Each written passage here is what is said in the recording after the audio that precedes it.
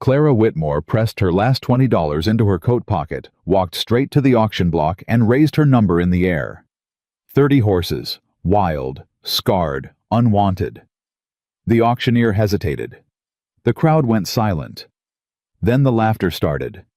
A man in the front row said it loud enough for everyone to hear, "That woman just bought herself a graveyard." Clara didn't flinch, didn't look at him, didn't explain herself to a single soul. She just signed the paper, pocketed the receipt, and walked toward the animals nobody else wanted.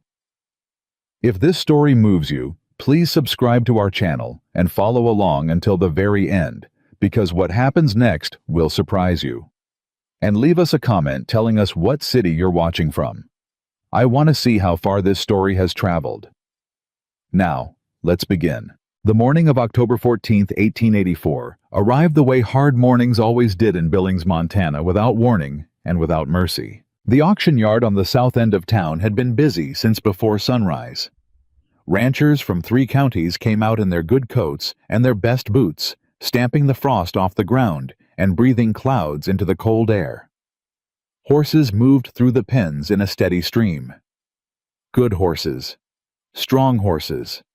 Animals with clean lines and calm eyes and auction numbers pinned to their halters like certificates of worth. Clara Whitmore arrived alone. She came on foot, which was already unusual. She wore her grandfather's old coat, a heavy brown duster 2 sizes too big for her, and she carried a leather satchel strapped across her chest that had seen better days.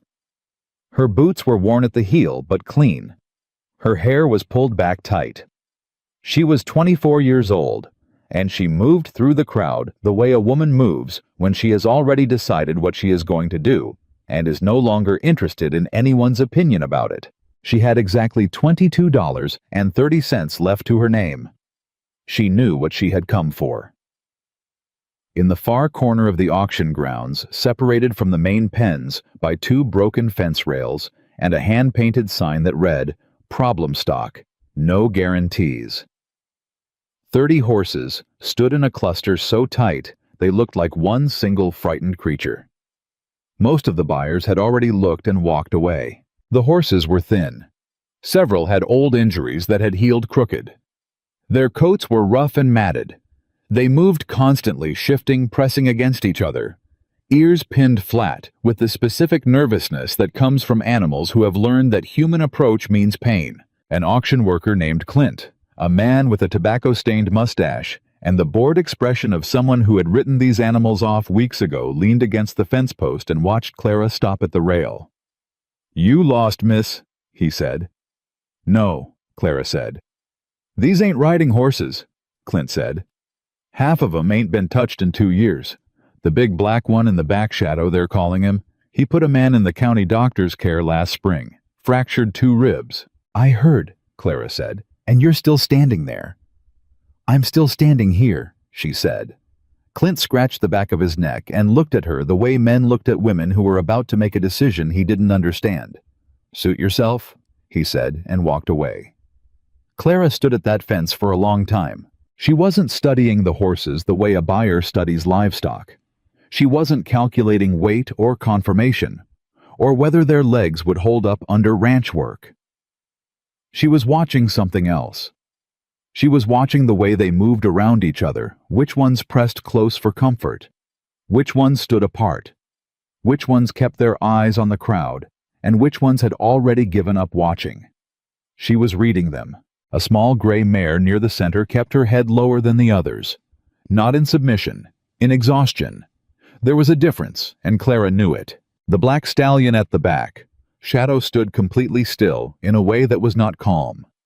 It was the stillness of an animal that had stopped expecting anything good and was simply enduring. His eyes moved, but his body didn't. He tracked every movement in the yard with the quiet precision of something that had been hurt too many times to react openly. Clara felt something shift inside her chest. She had been looked at that way before. She turned and walked toward the main auction tent. The bidding on the problem stock was scheduled for late morning after the good animals had been sold and the crowd had thinned. By the time the auctioneer's assistant led the first of the 30 horses into the ring, Fewer than 40 people remained in the yard. Most of them were watching out of mild curiosity, the way people watch something they expect to fail. Walter Briggs was there. Walter Briggs was always there when there was money to be made or territory to be claimed. He was 53 years old, built like a man who had spent decades getting exactly what he wanted, and he owned the largest cattle operation in the county. He wore his wealth the way some men wore weapons, visibly deliberately, so that no one would forget it was there. He stood with two of his ranch hands and a man named Greer, who worked for the county land office, and he was speaking in the low, unhurried tone of someone who is already certain of the outcome of whatever is happening around him. When the first of the problem horses came into the ring, a nervous roan gelding that skittered sideways and nearly dragged the auction worker off his feet, Briggs didn't even look up from his conversation. "Waste of good rope," he said to Greer. Greer laughed. The bidding opened at $5. No one bid. The auctioneer dropped to $3. Still nothing. He was about to withdraw the horse from the block when Clara raised her number. The auctioneer blinked at her. $3 from the young lady in the brown coat, he said with a note in his voice that made it clear he was surprised to be saying it. "Do I have 4? Silence. "Sold," he said. $3. Someone near the back made a sound that was almost a laugh. Clara wrote it down in a small notebook she carried in her coat pocket. Roan gelding, lot 41, $3. The second horse came into the ring. Clara bought that one too. By the time the sixth horse had been sold, the crowd had noticed. A low murmur moved through the remaining buyers. People shifted and tilted their heads and looked at each other with the particular expression that settles on a crowd when something unexpected is happening, and they haven't decided yet whether it's admirable or ridiculous. Walter Briggs had stopped talking. He was watching Clara. "Who is that?" he said to Greer, his voice very quiet. "Whitmore girl," Greer said. "Old Elias Whitmore's granddaughter. He left her the property out on Ridgeline Road when he passed in the spring." "That wreck of a place," Briggs said. "The same." Briggs studied Clara for a moment. "She's buying broke horses with money she doesn't have to take to a ranch that barely stands up," he said. It wasn't a question. It was the kind of statement a man makes when he has already categorized something and moved on from it. Clara raised her number again. Horse number 14. Horse number 19. By the time the auctioneer reached the last group, 8 horses, including the black stallion Shadow, the yard had gone very quiet. Everyone was watching now. The men who had been leaving stopped leaving. The auction workers stood along the fence with their arms crossed, not speaking. Shadow came into the ring last. 2 men brought him in, one on each side, holding long lead ropes clipped to a specialized halter that had been reinforced at every buckle point. Even so, Shadow moved with a coiled tension that made both men keep their distance. He was enormous, easily 16 hands, maybe more, with a black coat that caught the October light, like something that had no business looking that beautiful in an auction yard. The scars on his shoulders and flanks were visible from 20 feet away. The auctioneer looked at the crowd. "Lot 67, he said, and there was a resignation in his voice. "We'll open at $1. Not a single hand went up. The auctioneer waited. $1, he said again. "This animal is trained under rope. He is sound of leg and strong of—" "He's a killer," said a man near the gate. "Everybody in 3 counties knows it." Shadow's ears moved at the sound of the voice. His eyes locked on the man who had spoken. $1. The auctioneer said one more time. Clara raised her number. The silence that followed was the loudest thing Clara had heard all morning. The auctioneer looked at her for a long moment, as if giving her time to reconsider, and then said, "Sold. $1. To the young lady." What happened next happened fast. Walter Briggs stepped forward, not toward the ring, toward Clara. He positioned himself in her path, not aggressively, not physically threatening, but with the specific deliberateness of a man who has decided that something needs to be said, and that he is the right person to say it. His 2 ranch hands shifted behind him. The man Greer stayed where he was, but he was watching. "Miss Whitmore," Briggs said. Clara stopped. She looked at him directly. "Mr. Briggs, I'll give you a piece of friendly advice," Briggs said. He said friendly the way people say it when they mean the opposite. "What you've just done here today is a mistake. Those horses are not assets. They are liabilities. They will eat what little you have left, and when they break your fences and injure someone on your property, you will lose the land your grandfather left you trying to settle the claims." Clara said nothing. "The land on Ridgeline Road," Briggs continued, "is worth something even in the condition it's in. I've been meaning to approach you about a fair purchase price. Before today, I would have been generous." He paused. "I'm still prepared to be generous. Sell me the property. Walk away from these horses. Start fresh somewhere that makes sense for a woman in your position." Clara looked at him for a moment. Then she said, "Thank you for the advice, Mr. Briggs." And she walked around him. Briggs stood where he was. The men around him were quiet. Then one of the auction workers, a young man who probably didn't realize quite how loud he was, let out a short laugh. A few people joined in. Someone in the crowd said something that Clara didn't quite hear, but understood the shape of the way you understand the shape of something, even when you can't make out the details.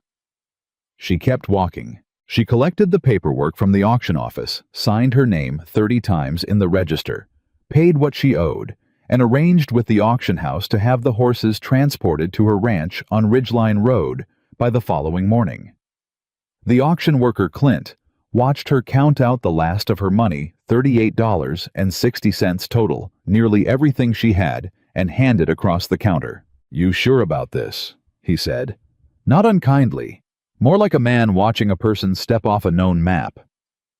"I'm sure," Clara said. "That black one," Clint said quietly. "Shadow. He ain't going to be easy." "No," Clara agreed. "He ain't." She picked up her satchel and walked out of the auction office into the cold October air, and she stood for a moment with her face turned toward the gray sky, breathing. She had 30 horses, a broken-down ranch, and no money left. She had her grandfather's land. She had the journal she'd found in the trunk at the bottom of the old bedroom closet, its leather cover cracked and stained, filled with her grandfather's handwriting, in that cramped, careful script he'd used for everything important. She had a single sentence from that journal that had been sitting in the center of her mind since the morning she read it. "The ground remembers what people forget." Clara Whitmore put her hands in her pockets and started walking home. She had work to do. The horses arrived the next morning before daylight. 3 wagons came down Ridgeline Road in the gray pre-dawn, their wheels grinding on the frozen ground, and Clara was already outside waiting for them. She had spent the night repairing fence line. Not all of it. There wasn't time for all of it, but enough to create a large holding area behind the barn where the horses could be unloaded without immediately scattering across the property. She had also, in the dark hours between midnight and 3 in the morning, stood inside the barn and talked to the empty stalls. Not to herself, or maybe to herself, but also to the horses that weren't there yet. She had walked the length of the barn, touching the old wood of each stall door, and she had spoken quietly about what she expected of this place, what she intended it to become, what she needed from the animals who were coming to live here. It was the kind of thing her grandfather had done. She had watched him do it when she was small, standing in barn doorways in the early morning speaking to animals that couldn't understand his words, but somehow always seemed to understand his voice. She hadn't thought about it in years. But standing in the empty barn at 2 in the morning with her lamp casting long shadows and 30 animals already on their way down the road toward her, it was the only thing that felt right. The unloading took the better part of an hour. The first horses came off the wagons without too much difficulty. Nervous, skittish, pressing against each other, and against whoever was unfortunate enough to be in their path, but manageable with patience and space, and the understanding that forcing them would make everything worse. Clara directed the wagon drivers with quiet precision, pointing toward the holding area, keeping her own movements slow and deliberate, speaking in the low, even tone she had been practicing her whole life without quite knowing what she was practicing it for. Most of the drivers were cooperative, if bemused. One of them, an older man who said his name was Pete, and who had the wind-worn look of someone who had been hauling things across Montana for 30 years, watched Clara work for a while and then said, "You done this before." "Not exactly this," Clara said, "but something like it." "These horses are bad-tempered," Pete said. "Most of them." "They're scared," Clara said. Pete looked at her. "Same thing most days." "Not really," Clara said. Bad-tempered means something went wrong inside the animal. Scared means something went wrong around the animal. One of those you can work with. Pete was quiet for a moment. "Huh," he said. Shadow came off the last wagon. It took 4 men, 2 lead ropes, and 15 minutes of careful negotiation just to get him off the ramp and onto the ground. When his hooves finally hit the frozen earth, he stood absolutely still for a count of 5. Clara counted in her head, and then he screamed. Not the whinny a horse makes in greeting or excitement. This was something lower and rawer than that, a sound that came from the chest, from the place in the body where fear and fury live together in the dark, and it rolled across the property and into the surrounding hills, and sent every other horse in the holding area crashing sideways against the fence. Pete took a step back. Clara stepped forward. "Easy," she said. "Just that. Not to the men who had all gone still, but to Shadow." She was 10 feet away from him, closer than any of the men holding his ropes, and her voice was the same voice she had been using all morning, low-level, unhurried. "Easy now. You're all right." Shadow's eyes found her. He didn't charge. He didn't rear. He stood in the cold pre-dawn air with his muscles locked and his breathing ragged and his gaze fixed on Clara Whitmore. And for a moment, that nobody standing in that yard would have been able to explain.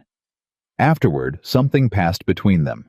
Not communication exactly, not the thing that happens between people who speak the same language, but something underneath language, something older than words. The tension in Shadow's body shifted. Barely, almost nothing. But Clara saw it. She breathed out slowly. "We're going to be fine," she said, to the horse, to the empty ranch, to herself. The drivers unclipped the lead ropes and moved back quickly, and Shadow walked into the holding area on his own and stood in the far corner with his back to the fence and watched everything. Pete collected his paperwork from Clara and climbed back up onto his wagon. Before he clicked the horses forward, he looked down at her. "You know what you're doing?" he asked. "Getting there," she said. He nodded slowly, like a man who has decided to believe something against his better judgment, and he drove away down Ridgeline Road, and Clara was alone with 30 horses and a broken ranch and the first pale light of morning beginning to show above the eastern hills. Her neighbor Thomas Caldwell came by that afternoon. Thomas was 61 years old and had ranched the property south of Ridgeline Road for 25 years.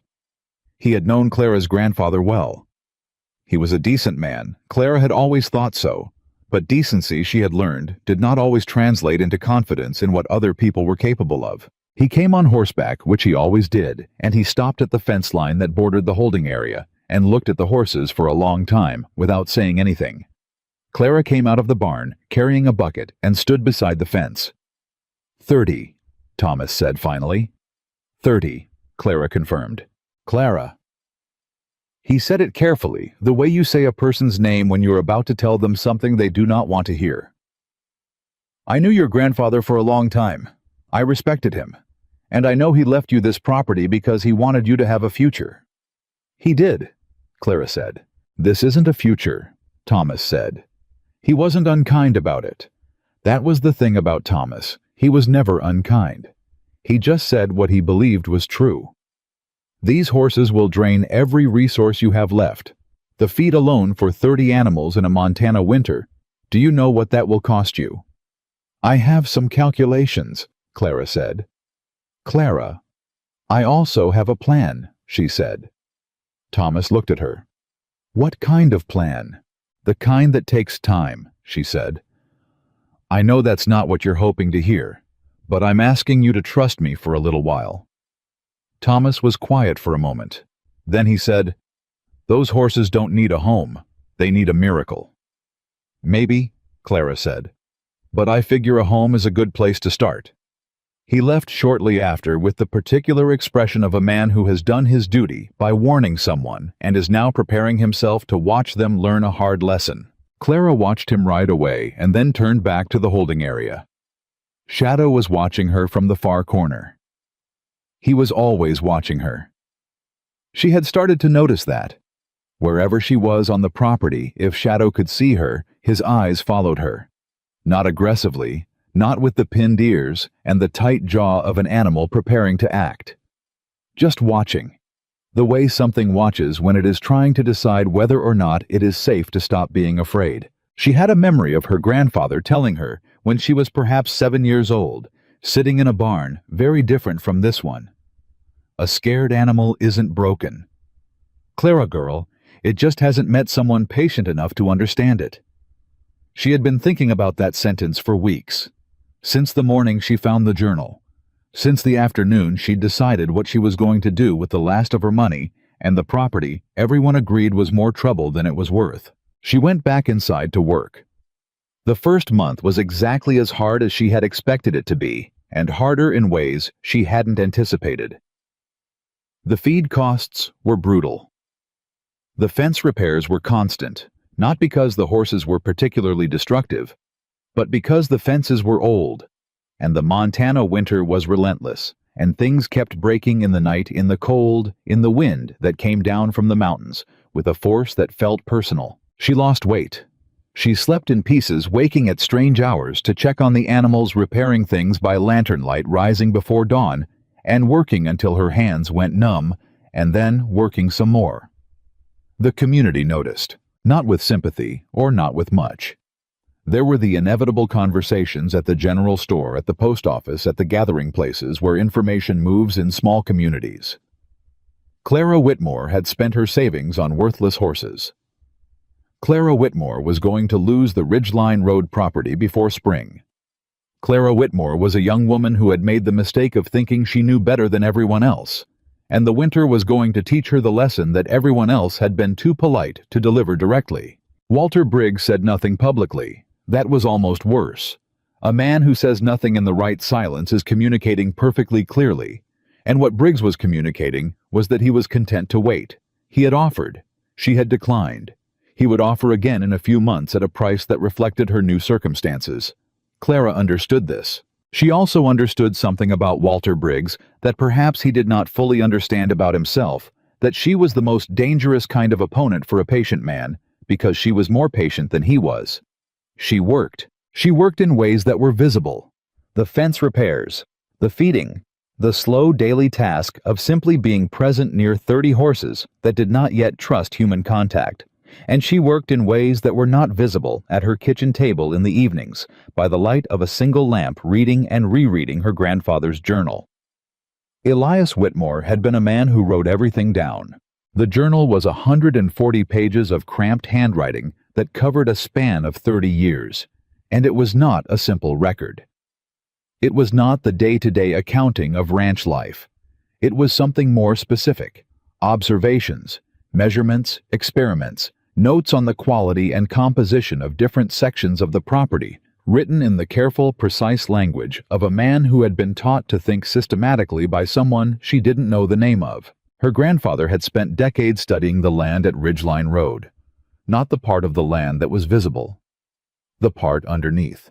There were notes about soil composition in the northwestern section of the property, in the low area behind the stand of cottonwood trees, that everyone who had ever looked at the ranch had dismissed as dead ground, too low and too wet to be useful for cattle or crops. Her grandfather had written about it repeatedly, returning to it across years with new observations, new measurements, new theories about what the land remembered about its own history. Ancient riverbed, he had written in a passage dated 1871. The composition suggests alluvial deposit of remarkable richness. I believe the soil in this section has been building for centuries. I have never seen anything like it. I have shown these samples to no one. And then in a passage dated 3 years later in handwriting that was more urgent, less controlled, I have grown the following in a test section of 12 square feet. A list followed in cramped script that Clara had to read 3 times to fully decipher. None of this should grow here. The altitude alone should prevent it. And yet. And then the sentence she had memorized before she had finished the paragraph. The ground remembers what people forget. Clara sat at her kitchen table on a November night with the wind pressing against the walls of the house and the lamp burning low, And she read that passage for perhaps the 20th time. And she thought about 30 horses in a holding pen behind her barn, and about Shadow standing in the corner watching her, and about the way her grandfather had spent 30 years studying something everyone else had walked past without looking at. She thought, he was doing what I'm doing. He had seen something in the overlooked thing. He had believed in the value of what everyone else dismissed. He had worked quietly and alone toward something that no one else could yet see. He had just run out of time. Clara turned to the last entry in the journal, dated April 3, 1884, 2 weeks before her grandfather died. I have not developed the northwestern section. I am not able to do it alone, and I have not found someone I trust enough to share it with. I am leaving this to Clara because she is the only one I have ever known who looks at something the way it is, rather than the way she's been told to see it. If she reads this, don't let them tell you the land is worthless. Don't let them tell you anything is worthless. The value is there. It's always been there. You just have to stay long enough to find it. Clara closed the journal. Outside in the cold Montana night, she could hear the horses moving. She sat at the table for a long time. Then she got up, pulled on her coat and boots, picked up the lamp, and went out to check on them. Shadow was standing at the fence nearest the barn. This was new.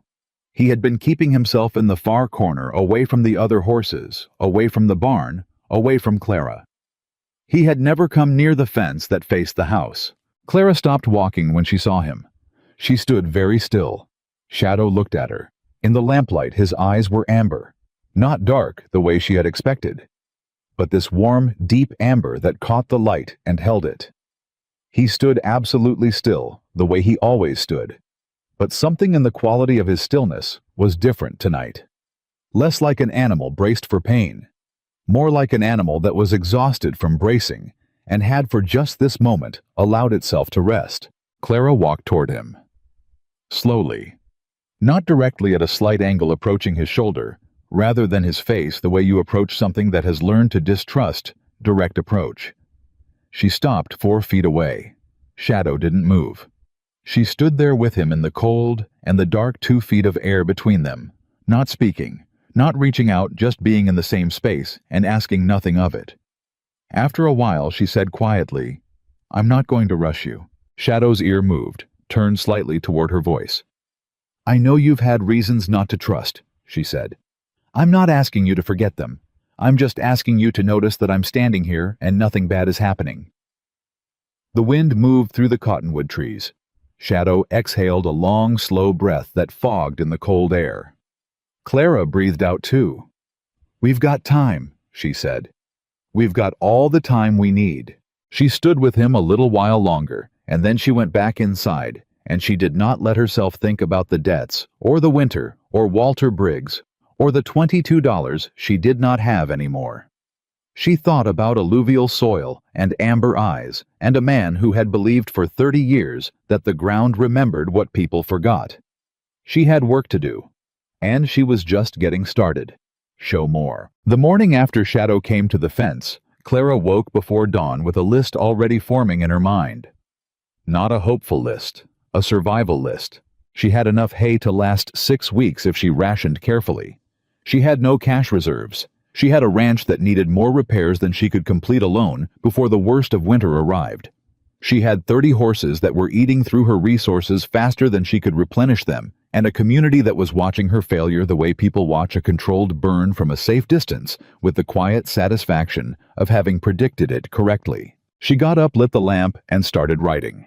The first name on her list was a man named Hector Reyes. Hector ran a small supply operation out of a weathered building on the edge of town, and unlike most of the people Clara had encountered in Billings, he had the specific quality of not caring very much what other people thought. He had come to Montana from Texas 15 years ago with nothing and had built something modest but solid, which was the kind of biography that made a man resistant to other people's opinions about what was and wasn't possible. Clara had done one job for him 2 summers ago, helped him organize a shipment schedule when his regular clerk took ill, and he had paid her fairly and thanked her without condescension, which put him in a small category of people she trusted. She walked into town that morning and pushed open his door before he had flipped the sign to open. Hector looked up from behind his counter. He was a compact man in his late 40s with a gray-streaked mustache and the steady eyes of someone who had learned to read situations quickly. "Miss Whitmore," he said. "Mr. Reyes," she said. "I need credit." He was quiet for a moment. "How much?" "Enough to get through January," she said. "Hay, grain, some basic supplies. I'll have the horses generating income by spring. I'll settle the account in full by April 1st. Hector leaned back against the shelf behind him and crossed his arms. Not defensively, more like a man setting himself into a thinking posture. "You bought those horses at the Briggs auction," he said. "The auction where Briggs was present," Clara said. "They weren't his horses." "No," Hector said. "But he's been talking about them." Clara felt something tighten in her chest. "What's he saying?" "That you made a mistake," Hector said simply. "That the land on Ridgeline Road is going to come available in the spring, and that he intends to be the first buyer." He paused. "He's been saying it quietly, which I find more concerning than if he were saying it loud." Clara said nothing for a moment. Then, "He can intend whatever he wants. The land isn't going anywhere." "No," Hector agreed. "But credit has a way of making land mobile." He studied her. "You have a plan." "I have a plan," she said. "Tell me," he said. "Not because I need convincing. Because I want to understand what I'm extending credit toward." So Clara told him. Not everything. Not the journal. Not the northwestern section. Not the part that felt too fragile and too important to expose to the open air of other people's skepticism. But she told him about the horses, about what she had already seen in the first weeks of working with them, about the specific qualities she had noticed in animals that everyone else had dismissed as broken. "These horses are not ruined," she said. "They are not even damaged in the ways people think they are. What they are is frightened and mishandled and underestimated. With time and the right approach, they will be some of the best trained animals in this territory. I am certain of it." Hector listened without interrupting, which was a thing Clara had come to understand as a mark of respect. When she finished, he was quiet for a moment. Then he said, "The black stallion, Shadow. Is that one of the ones you think you can turn?" "Yes," Clara said. He raised an eyebrow. "He's the most frightened," she said. "Which means he has the most to gain from trust. When he comes around, and he will come around, he will be worth more than all the others combined." Hector looked at her for a long moment. Then he picked up his order book. "April 1st, he said. "Full account settled." "Full account settled," Clara said. She walked out of Hector's store with enough credit to get through winter, and a weight in her chest that felt like gratitude and terror in equal measure. She could not afford to be wrong. December came in hard. The temperature dropped to levels that turned the water in the barn troughs to ice overnight, and Clara was up before dawn every morning breaking the ice with a long-handled mallet, making sure the horses had water before she had coffee. The wind came down from the mountains with a specific cruelty that felt designed, and the repairs she had made to the fences held in some places and gave way in others. And there were nights when she lay in bed listening to the sounds of the ranch and trying to calculate which problem needed to be addressed first in the morning. But the horses were changing, slowly. The way things change when they are given room to change at their own pace rather than someone else's. The nervous roan gelding, the first horse she had bought, Lot 41, the one she had privately named Copper because of the reddish cast to his coat had stopped bolting when Clara entered the enclosure. This was not a small thing. A horse that has spent years running from human contact does not simply decide one day to stop running. The stopping is the result of 100 small moments in which the expected harm did not occur, and those moments accumulate the way snow accumulates slowly and without drama, until one morning you look up and the landscape has changed. Copper had started following her. Not closely. Not yet.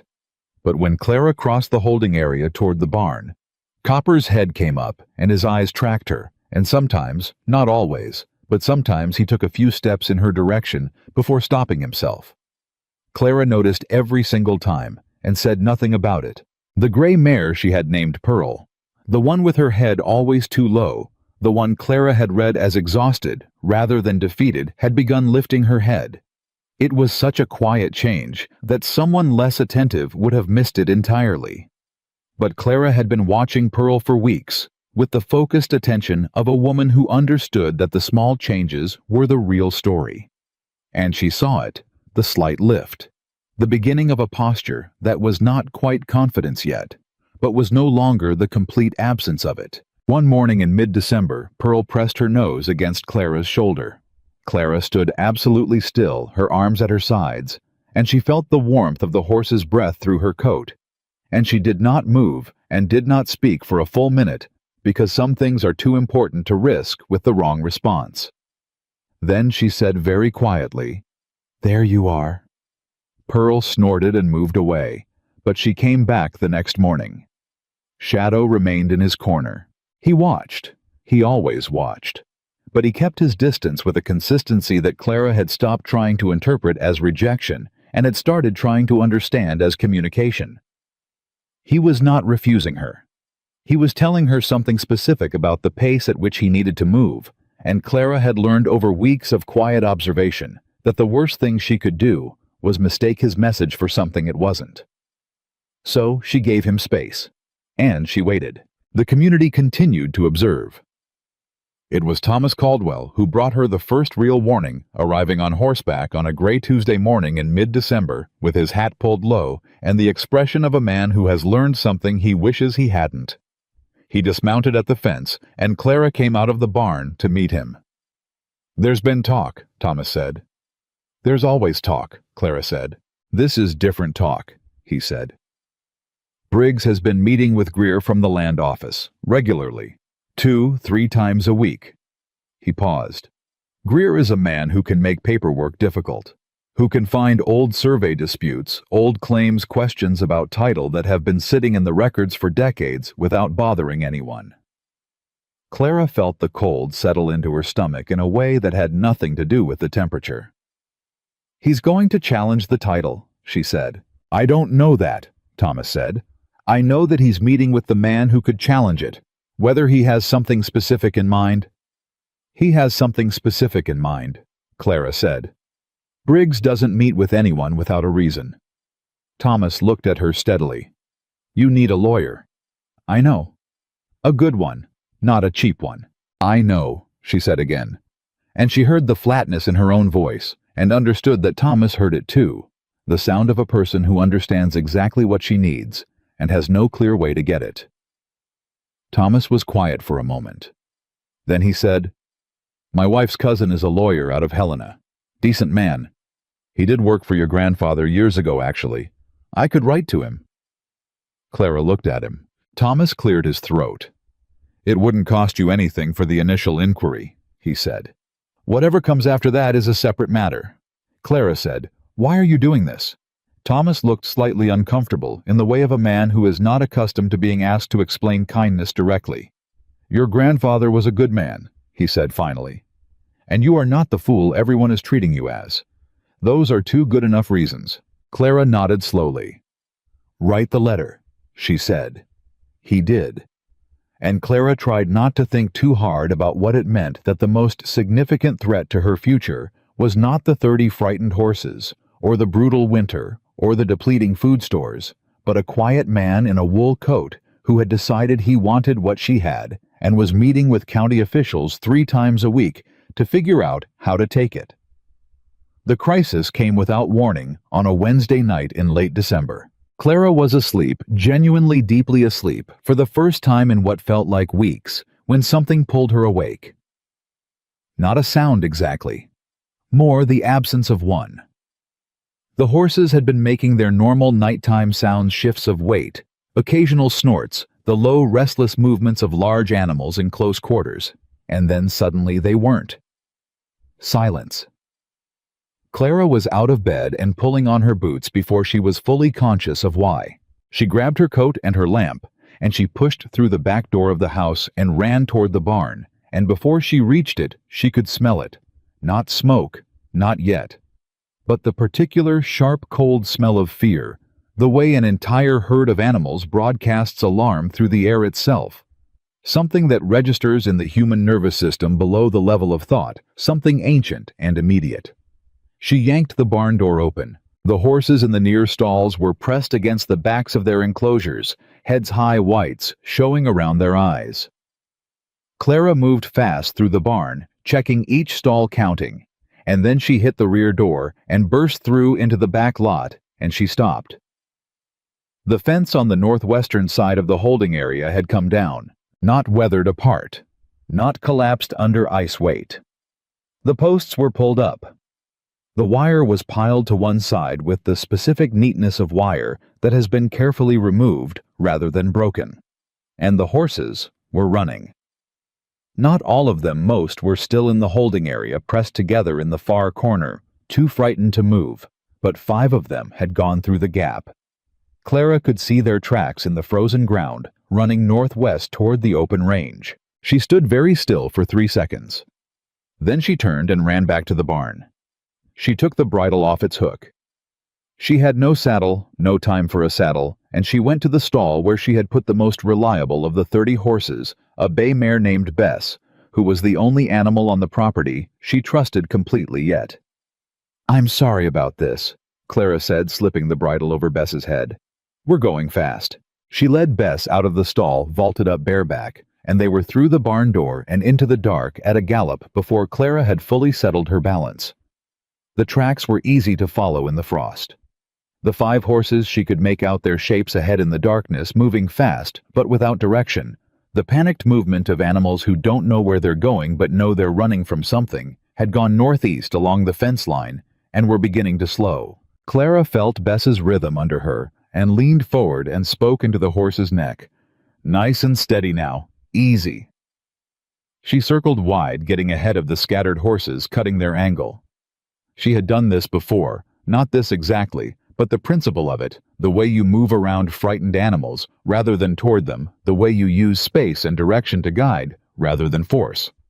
It took 40 minutes. 40 minutes in the dark and the cold. Her bare hands on the reins, her breath coming in clouds, talking constantly to the horses in the low-level voice she used for everything that mattered. She got them back. All 5.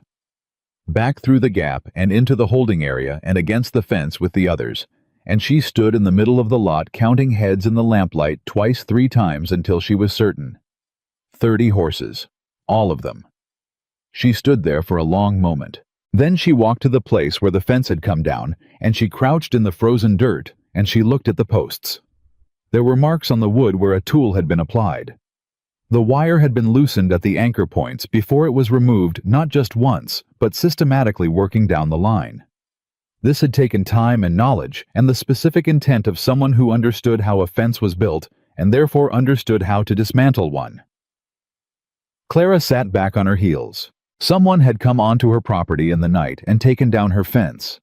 Not the wind, not the cold, not the natural entropy of an old ranch in a hard winter. A person. She stayed where she was for a long time in the cold, and she thought very carefully about what she knew and what she could prove and what she needed to do next, and then she got up and started repairing the fence by lamplight, because there was no point in waiting for morning. She finished at 4 in the morning. She went inside and sat at the kitchen table, and she opened her grandfather's journal to the entry dated April 3, 1884, and she read the last paragraph again. "Don't let them tell you the land is worthless. Don't let them tell you anything is worthless. The value is there. It's always been there. You just have to stay long enough to find it." She closed the journal. "I'm staying," she said to the empty kitchen, to the cold walls of the house, to the 30 horses outside in the dark, who were at this moment standing quietly at last after the long, frightened night. She was staying. The question was whether staying was going to be enough. January brought something Clara had not expected: help. Not from where she had been looking for it. Not from Thomas Caldwell, though he continued to be steadily, quietly present in the ways he could be. Not from Hector Reyes, who had already done what he could do.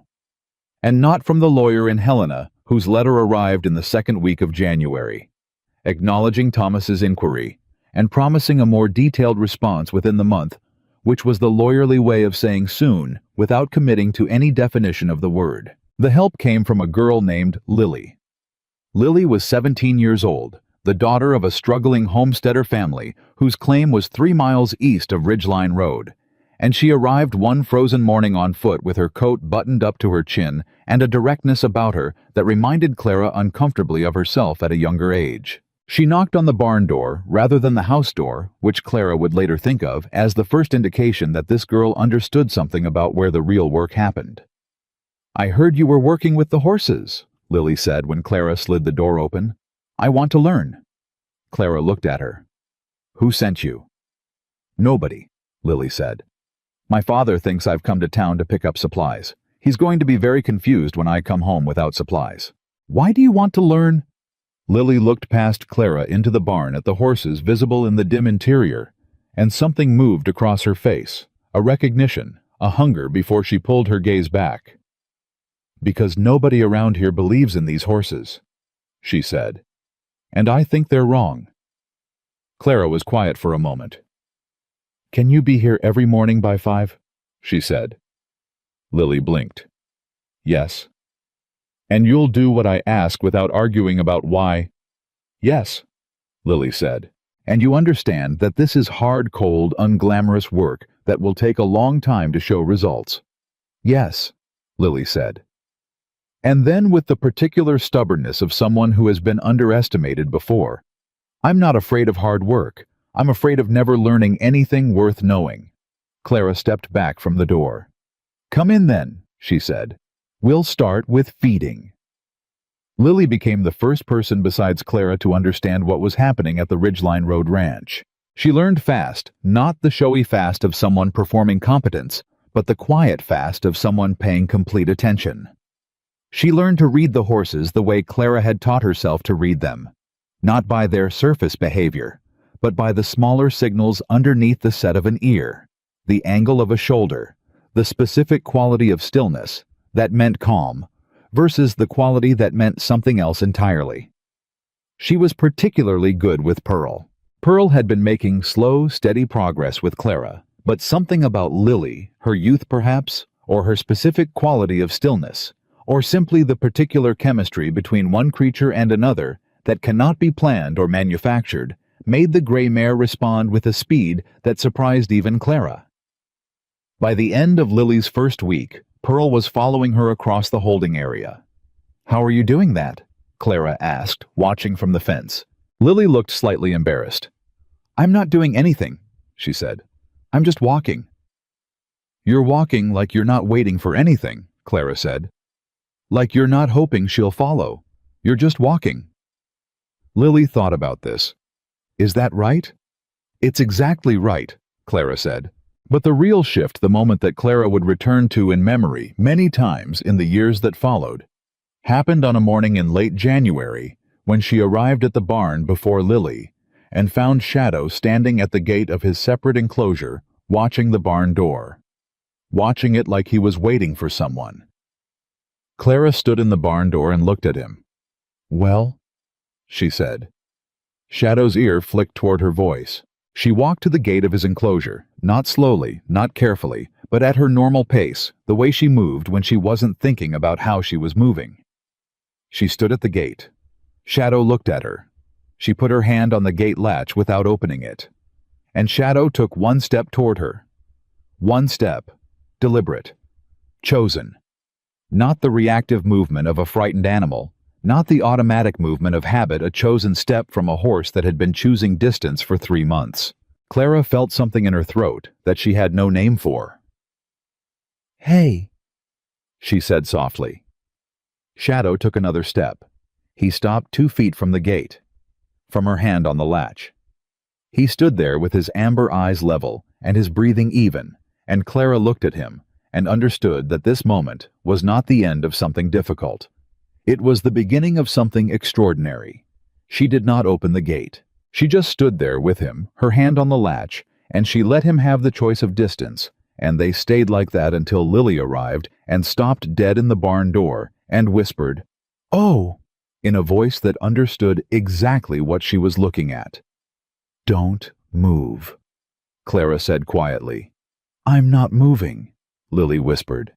The three of them stayed like that for a long moment, the girl, the woman, and the horse that everyone had written off. Then Shadow turned and walked back to the center of his enclosure, and Clara exhaled, and Lily exhaled, and somewhere in the cold January morning, something had changed. It was Benjamin Hayes who arrived in February and changed everything again. Benjamin Hayes was by reputation the best horse trainer in the territory. He was 41 years old, a lean, quiet man who had spent 2 decades working with horses that other trainers had given up on. And he traveled a circuit through Montana and Wyoming, taking on animals that the ranching community had classified as lost causes. He had not come to Ridgeline Road by accident. He arrived on a gray Tuesday afternoon unannounced on a well-kept bay horse, and he tied his horse to the front post and knocked on the house door. And when Clara opened it, he looked at her steadily and said, "I've been hearing things about what you're doing here." "What kind of things?" Clara said. "Good things," he said. "Which is unusual enough that I decided to come and see for myself." He paused. "I'm Benjamin Hayes." Clara had heard the name. "Come in," she said. He came in and sat at her kitchen table and declined coffee, which Clara noted, and he looked at her in the direct way of someone who has no time or patience for anything other than what is actually true. "Tell me what you're doing with the horses," he said. So she told him, honestly. Not the version she had told Hector shaped for the purpose of securing credit. Not the version she had told Thomas softened to avoid alarming him. The actual version, what she had observed, what she had tried, what had worked and what hadn't, the specific changes she had seen in specific animals over the past 3 months. Benjamin listened without speaking. When she finished, he was quiet for a long moment. Then he said, "Can I see them?" She took him to the barn. She showed him Copper, who now came to Clara's hand when she entered the enclosure. Not always. Not every time, but reliably enough that it was no longer a surprise. She showed him Pearl, who had this morning, for the first time, allowed herself to be brushed, standing still with her eyes half closed, and her breathing slow and deep, a horse experiencing something so unfamiliar, she didn't quite have the physical vocabulary for it yet. Then she took him to Shadow's enclosure. Benjamin stood at the fence for a long time. Shadow stood in the center of his space, watching them. Benjamin said, "He came to you." Clara looked at him. "How did you know that?" "Because he's looking at you," Benjamin said. "Not at me, not at the barn, at you. An animal that has decided to reject human contact doesn't track a specific person with his eyes. He tracks the space, the threat level, the exits. That horse is watching you." Clara said nothing. "What did you do?" Benjamin said. "I waited," Clara said. Benjamin turned and looked at her. He had brown eyes and a face that had been weathered by years of outdoor work, and the specific kind of patience that only comes from spending a great deal of time with animals that cannot explain themselves in words. "Most people can't do that," he said. "Most people think waiting is a passive thing, like you're just standing there." He looked back at Shadow. "But you're telling them something when you wait. You're telling them, I don't need anything from you right now. I'm not leaving, and nothing bad is going to happen." "That's exactly what I'm telling them," Clara said. Benjamin was quiet for a moment. Then, "I'd like to come back, if you'd allow it. I'd like to watch what you're doing here." Clara looked at him. "I'm not offering to take over," he said before she could speak. "I'm not suggesting you need my help.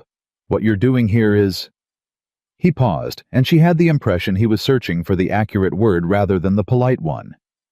"Remarkable," he said finally. "And I want to understand it better." "You can come back," Clara said. He did. He came back the following week and the week after that, and something happened in those visits that Clara had not anticipated. Benjamin Hayes, who had spent 20 years working with horses, started learning things he hadn't known before, not from the journal, not from some formal method that Clara could explain in sequential steps, but from watching Clara move through a space with animals that didn't trust yet, and understanding that what she was doing was not a technique, it was a philosophy, a way of seeing living things that assumed capability rather than limitation, that offered trust as a starting condition rather than a reward. He watched her work with Shadow. He watched the slow, painstaking daily process of Clara approaching Shadow's enclosure and doing nothing. Not attempting to touch him, not attempting to handle him, simply being present at a consistent distance day after day, until Shadow began choosing to reduce that distance on his own terms. One afternoon in late February, Benjamin said, "You're going to be known for this." Clara was at the fence, her forearms resting on the top rail, watching Shadow stand in a patch of afternoon sun. "I'm trying to survive the winter," she said. "You'll survive the winter," he said. "And after the winter, people are going to come from all over this territory to see what you've built here." Clara was quiet for a moment. Then Shadow turned and walked toward the fence. He walked all the way to the fence to the rail where Clara's arms were resting, and he stopped 6 inches away, and he put his nose down and breathed in, and Clara held absolutely still, and felt the warm breath of the horse on her hands, and did not move and did not speak. Benjamin, standing 3 feet behind her, said nothing. Shadow raised his head and looked at Clara, and Clara looked back at him and felt the full weight of what had been accomplished in these months. Not just with Shadow, not just with 30 horses.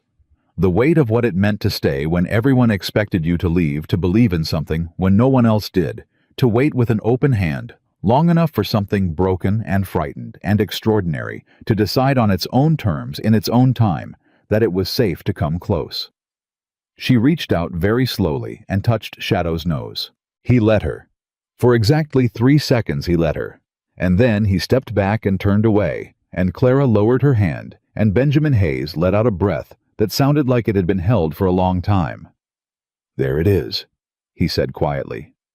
Clara nodded. She didn't say anything else. She didn't need to. 3 days after Shadow let Clara touch him, Walter Briggs made his move. She found out the way you find out about most things in a small Montana town. Not from the person doing the thing, but from someone who happened to be in the room when the decision was made and felt enough of a conscience about it to say something afterward. The someone in this case was a young clerk named Arthur, who worked in the county land office and who had the misfortune of being present when Briggs and Greer sat down together on a Thursday morning and laid 3 documents on the table. Arthur came to Ridgeline Road on foot that same afternoon, arriving breathless and red-faced at Clara's door, and when she opened it, he said without preamble, "They filed a survey dispute this morning, against your property line."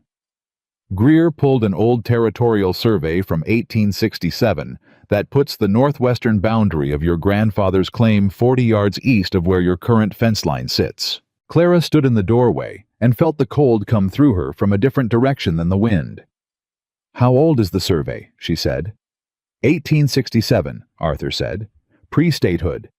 And that's the problem. Pre-statehood surveys in this territory have a specific legal status that makes them difficult to challenge without a lawyer, Clara said. "Without a very good lawyer," Arthur said.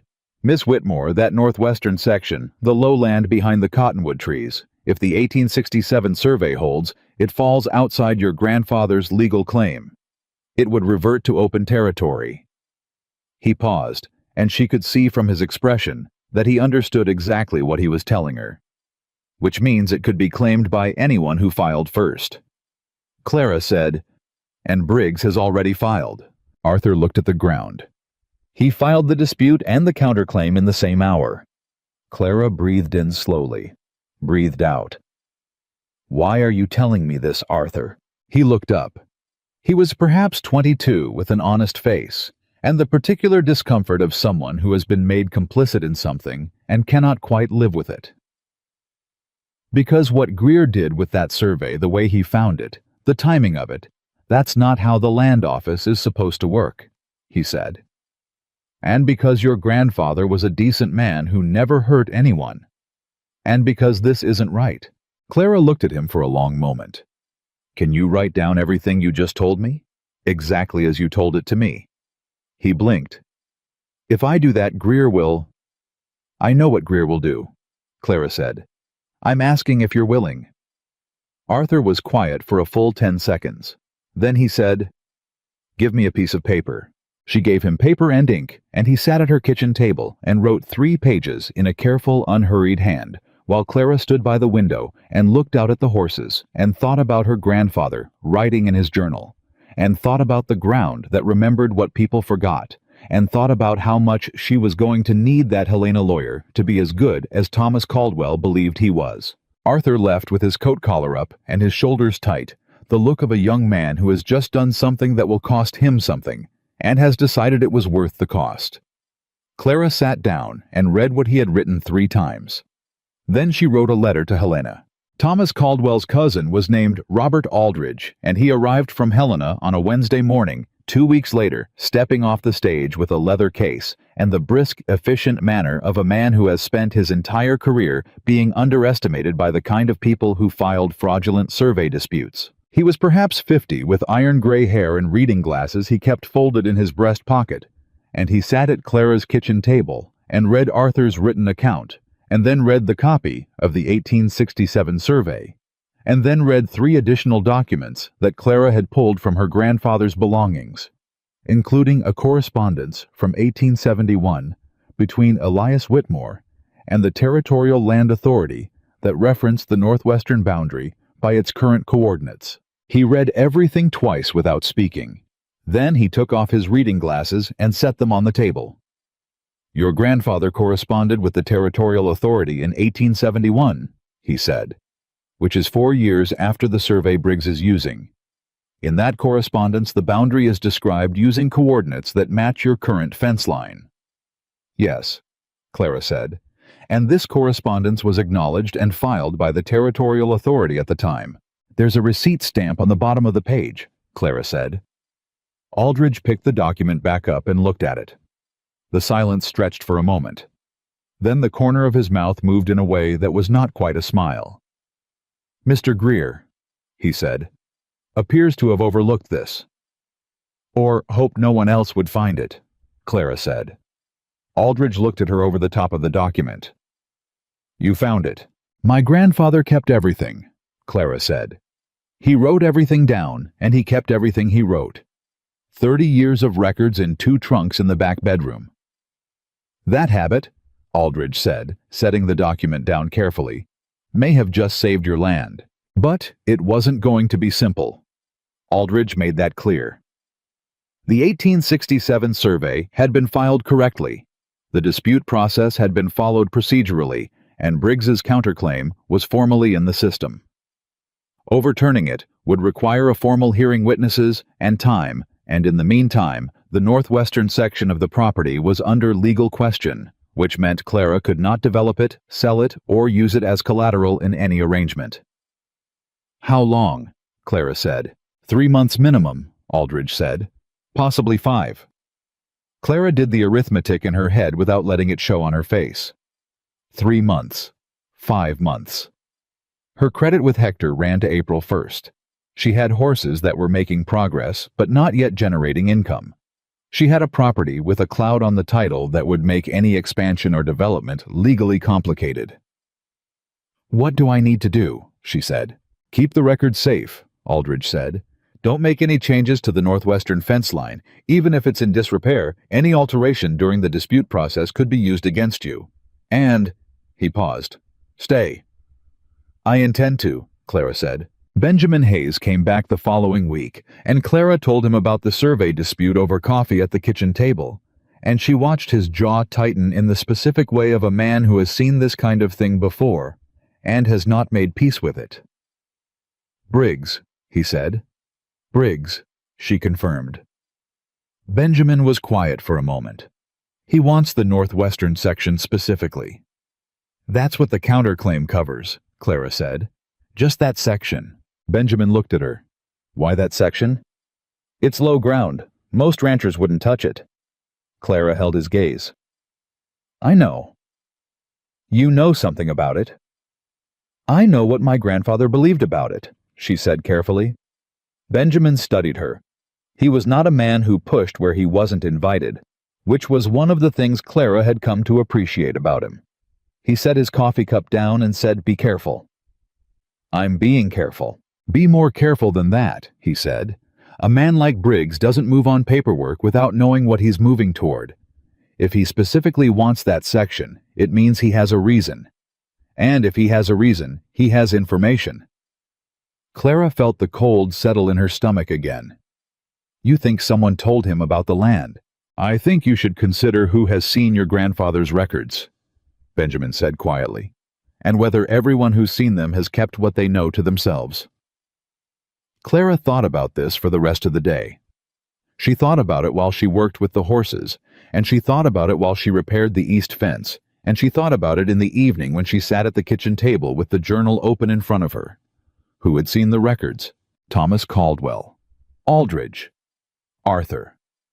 And before all of them, before she had understood what she had, Clara had mentioned the journal to one other person. She had mentioned it to Hector Reyes when she was asking for credit. She had not told him the details. She had not described the northwestern section or the soil composition or the specific entries that made the land significant.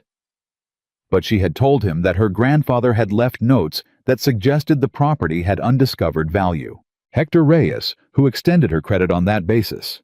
Hector Reyes, who had warm, steady eyes and a manner that felt trustworthy. Hector Reyes, who had an ongoing business relationship with virtually every significant commercial operation in the county, including Walter Briggs's ranch supply contracts. Clara sat with that thought for a long time. She didn't know. She couldn't know without evidence she didn't have. And she refused to let suspicion become accusation before she was certain.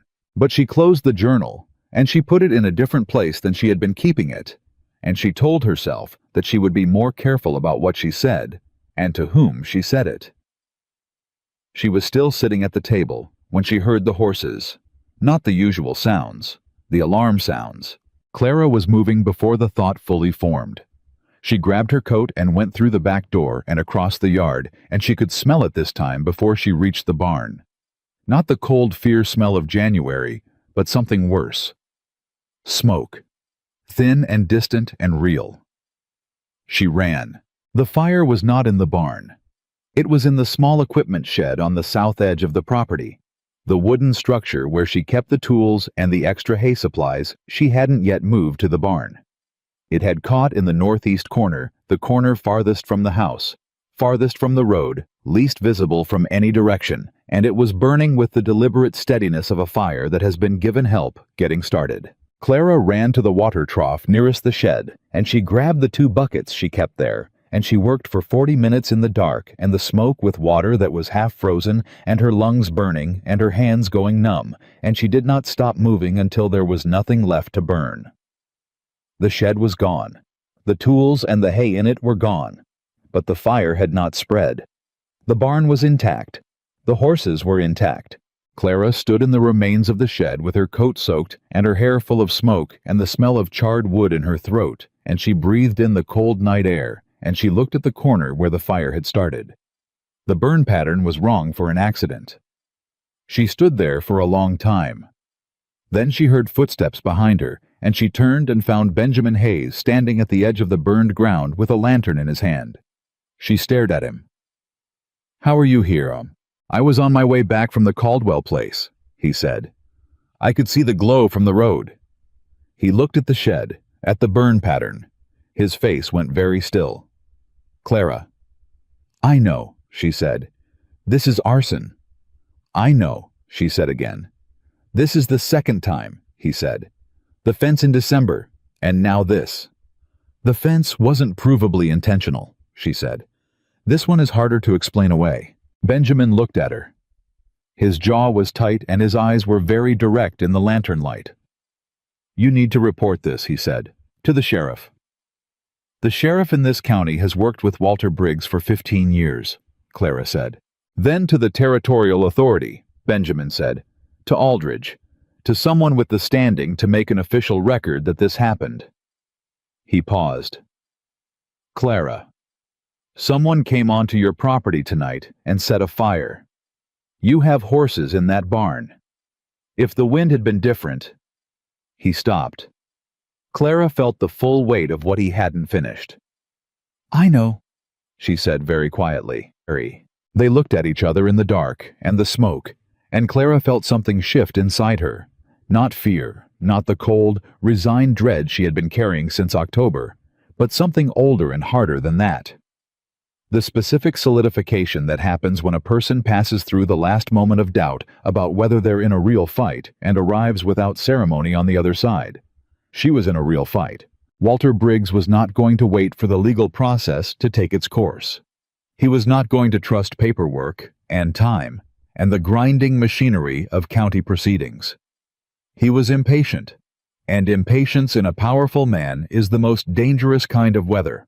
Unpredictable, escalating without the patience to care about collateral damage. "I'll write to Aldridge in the morning," she said. "And I need you to tell me honestly, do you have any standing to speak to the territorial authority? Any relationships in that office that carry weight?" Benjamin was quiet for a moment. "I know the Territorial Land Commissioner," he said. "We've worked together before. He's an honest man." "Would he listen to you?" "He would," Benjamin said. "But Clara, that's a large step. If you involve the Territorial Commissioner, you're not just fighting a local survey dispute anymore. You're making a formal accusation of land fraud against one of the most influential ranchers in the county." "I know what I'm doing," Clara said. Benjamin looked at her. Really looked at her, the way he had learned to look at things since coming to this ranch, with the kind of attention that doesn't stop at the surface. "I know you do," he said finally. "I'll write the letter." The next morning brought a visitor Clara had not expected. His name was James Whitfield, and he arrived before breakfast on a brown horse, and he was, Clara learned within the first 60 seconds of conversation, a buyer from Bozeman who specialized in acquiring working horses for established ranching operations, and had apparently ridden 40 miles because of something Benjamin Hayes had said to someone at a supply post in December. "Hayes told a man named Patterson that you were doing something unusual with a group of problem horses," Whitfield said. He had the quick assessing eyes of a man whose business depended on accurate evaluation. "Patterson told me. I told myself I'd believe it when I saw it." He looked at Clara. "Can I see it?" Clara took him to the holding area. What happened next was a thing she would remember with precision for the rest of her life. She called for copper. Not with food, not with a halter or a rope, not with any of the mechanical tools of horse management. She stood at the fence and she made a specific low sound, not quite a whistle, not quite a word that she had been using with Copper for weeks, and Copper raised his head from where he had been standing 20 feet away and walked directly to her. Whitfield said nothing. Clara brought out Pearl, who had been haltered for the first time 2 weeks ago, and now stood quietly while being handled. Pearl, who had arrived with her head hanging low and her eyes empty, who now moved with something that was not yet confidence, but was clearly its predecessor. And then she brought Whitfield to the fence where Shadow stood. Shadow came forward when Clara appeared. He came to the fence without being called, without a lead rope, without any of the equipment that normal logic said should be necessary. And he stood at the fence and let Clara rest her hand on his neck, while Whitfield stood 6 feet back and watched with his careful buyer's eyes. "He's the one they said fractured a man's ribs," Whitfield said. "He did," Clara said, "before he came here." "What did you do?" "I waited," Clara said. "And I listened. And I asked nothing of him until he had reason to believe I wasn't going to hurt him." Whitfield was quiet for a long moment. "The roan," he said at last. "The one you called, and the gray, are they available?" Clara looked at him. "At the right price." "What's the right price?" "Copper. The roan is worth $120, Clara said. "Pearl is worth 90. Whitfield made a sound that was not quite a laugh. "Those are not problem horse prices." "No," Clara said. "They aren't, because they are no longer problem horses." Whitfield looked at her. He looked at Copper, who was still standing at the fence. He looked at Pearl, who was watching the exchange with calm, alert eyes. And he said, "I'll give you 210 for both." Clara said, 230. "And you come back in 30 days when I have 3 more ready, and you pay the same quality price for those." Whitfield studied her. "Deal," he said. He paid her in cash, wrote a contract for the follow-up purchase, shook her hand, and left. Clara stood in the holding area after he was gone, with $230 in her coat pocket, enough to settle her debt with Hector and have something left.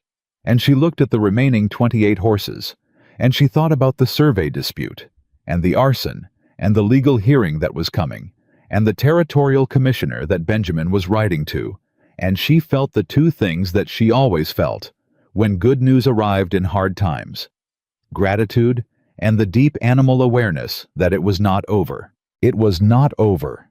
Briggs knew it too. He came to the ranch himself 3 days later. Not with Greer, not with his ranch hands. Alone on a good horse in the middle of the afternoon, arriving at the front gate with a composure so complete it was its own kind of threat. Clara was in the holding area when Lily came running from the house. "Someone at the gate," Lily said, breathless. "It's Briggs." Clara handed the lead rope she was holding to Lily, walked through the barn and out the front door, and stood at the gate. Briggs sat on his horse and looked at her. He was dressed well as always, not ostentatiously, but with the precise calculation of a man who understands that authority is partly a matter of appearance. He had the easy posture of a man on familiar ground, and he looked at Clara the way he always looked at her, with the patient, mildly surprised expression of someone who keeps expecting her to have done the sensible thing by now. "Miss Whitmore," he said. "Mr. Briggs," she said. "Get off your horse if you're going to talk." Something moved through his expression, not quite surprise, but the cousin of it. He considered for a moment, and then he dismounted and looped his reins over the gatepost. "You've filed a legal response to the survey dispute," he said, "and you've reached out to the territorial commissioner's office." "I have," Clara said. "That's going to become very expensive," he said, not threatening, factual in the tone of a man who knows the terrain well. "Legal proceedings at the territorial level are not cheap, and from where I'm standing, your financial situation is not what it would need to be to sustain a lengthy process." "Is that concern?" Clara said. "Or a prediction?" Briggs looked at her for a moment. "It's an observation," he said. "One that I follow with an offer." He paused. "The survey dispute can be withdrawn, today if you choose. I have the standing to request that it be set aside. In exchange, I want the northwestern section, just that section, 30 acres. I will pay you a fair price for it. $500. $500. Clara felt the number land in the center of her chest, and she made herself stand completely still. $500 was a fortune. It was more than she had made in the past year combined. It was enough to secure the ranch through the following winter, enough to hire real help, enough to stop the grinding daily arithmetic of survival that had defined every morning since October. She looked at Briggs. "Why do you want it?" she said. He met her gaze. "That's my business." "It's also mine," she said. "It's my land. I have a right to know why the most powerful rancher in this county is so interested in 30 acres of low ground behind my cottonwood trees." Briggs was quiet for a moment. The quiet of a man deciding how much to say. "There are people who believe that land has agricultural value," he said carefully. "Specific, unusual value. I have been given reason to believe they may be correct." "Who gave you that reason?" Clara said. Briggs said nothing. Clara felt the specific cold clarity of certainty arrive. Someone had told him. Someone who knew what the journal said. Someone who had heard enough to understand the significance and had passed that understanding along to Walter Briggs. "The answer is no," Clara said. Briggs looked at her without visible emotion. "You're making a mistake." "I made my last mistake clear to you at the auction," Clara said. "How has that turned out so far?" Something shifted in Briggs's eyes. Not anger, not quite. Something more like reassessment. He was looking at her the way a man looks at something he has been measuring incorrectly and has only just realized it. "This won't end here," he said quietly. "I know," Clara said. "Neither will I." She held the gate open. After a moment, Briggs took his reins off the post, mounted his horse, and rode down Ridgeline Road without looking back. Clara watched him go. Then she turned and walked back through the barn and out into the holding area, and Lily was standing there with the lead rope still in her hand, watching Clara's face. "He offered to buy the land," Lily said. "He did." "And you said no." "I did." Lily was quiet for a moment. Then, "He's going to come harder now." "Yes," Clara said. "He is." Lily looked at her steadily. "What are we going to do?" Clara picked up the halter she'd set down before going to meet Briggs. She ran the leather through her hands, feeling its weight, its familiar texture. "We're going to show them," she said. "Show them what?" Clara looked out at the horses, 28 of them, now moving in the late afternoon. Some with the loose, easy quality of animals that had begun to understand that this place was safe. Some still watchful, still careful. Some still carrying the specific held tension of creatures that had not yet arrived at trust. "What these horses are worth," she said. "What this land is worth. What was here all along, waiting for someone who would stay long enough to find it." She walked into the enclosure, and Shadow, standing at the far edge, turned and walked toward her.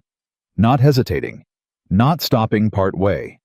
All the way to her in the long, late light of the Montana afternoon, with a deliberateness that carried everything that had happened between them since October, every cold morning, every patient hour, every moment of chosen distance and chosen trust. He came all the way to her, and he put his great head against her shoulder, and he stood there. Lily made a soft sound.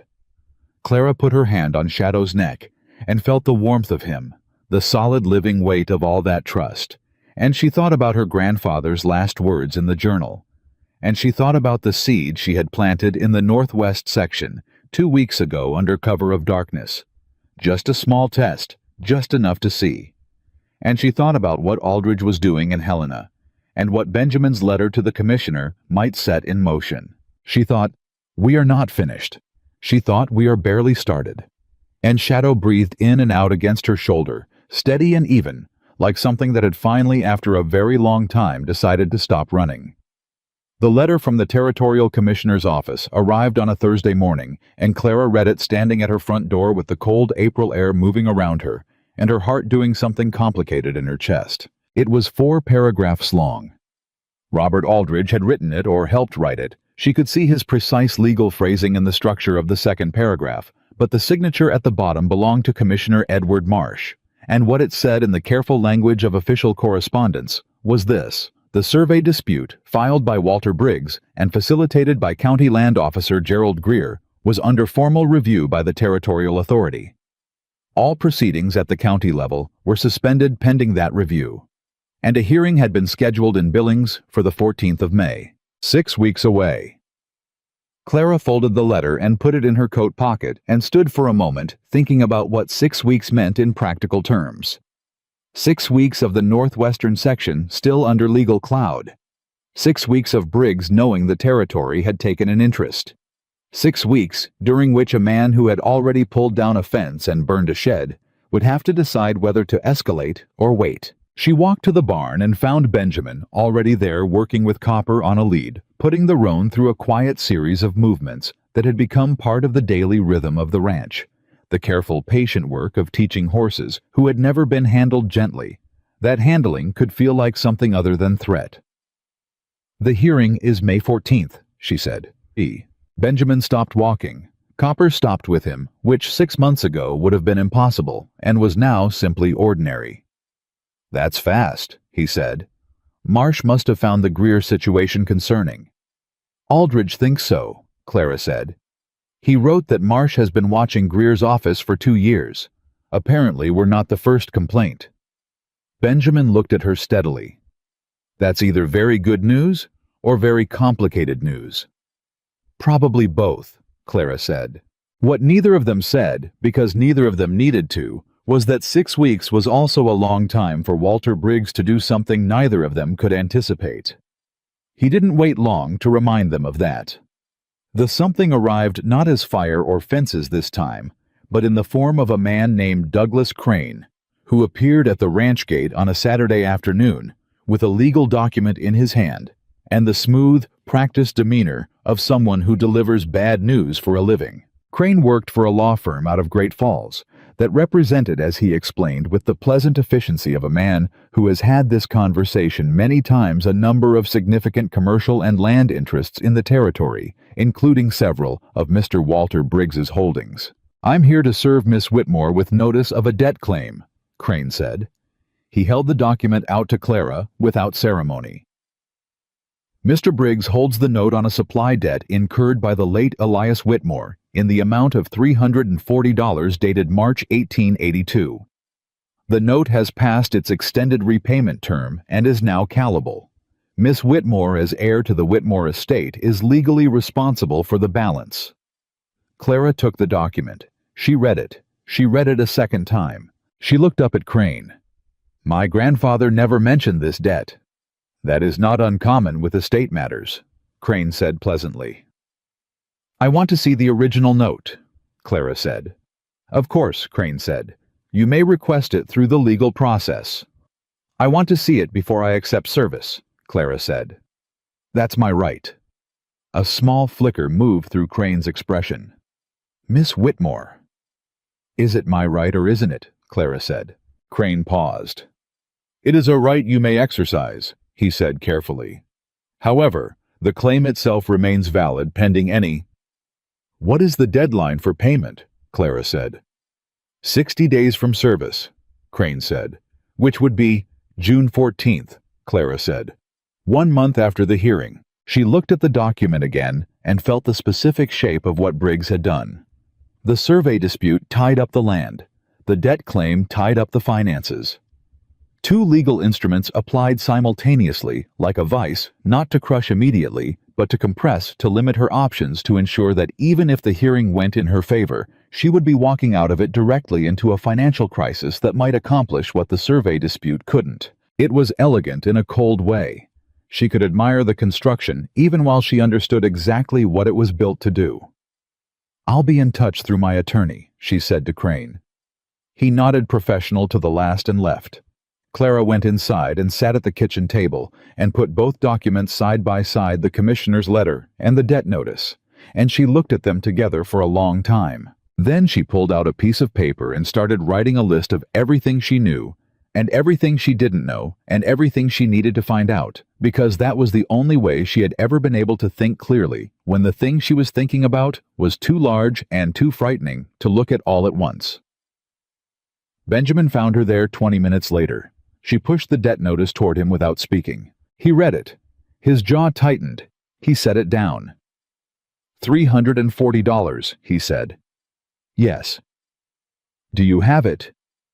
"Not as a liquid sum," Clara said. "I have the income from the Whitfield sale. I have the second Whitfield purchase coming in 3 weeks, which will bring me roughly 200 additional. And I have 8 more horses at varying stages of readiness." She paused. "If everything goes right, I might be at 250 by mid-June, not 340. "What about the land?" Benjamin said. "I can't sell or leverage any part of the property while the survey dispute is active," Clara said. That was Aldridge's specific warning. Any transaction involving the land during the dispute period would be legally complicated at best. Benjamin sat down across from her. He looked at both documents. He was quiet in the way he was quiet when he was thinking seriously, rather than just pausing.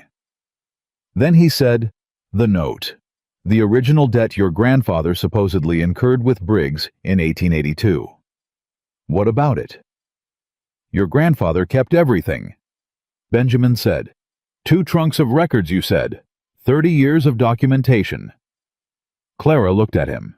If Elias Whitmore borrowed $340 from Walter Briggs in 1882, Benjamin said slowly, there would be a record of it.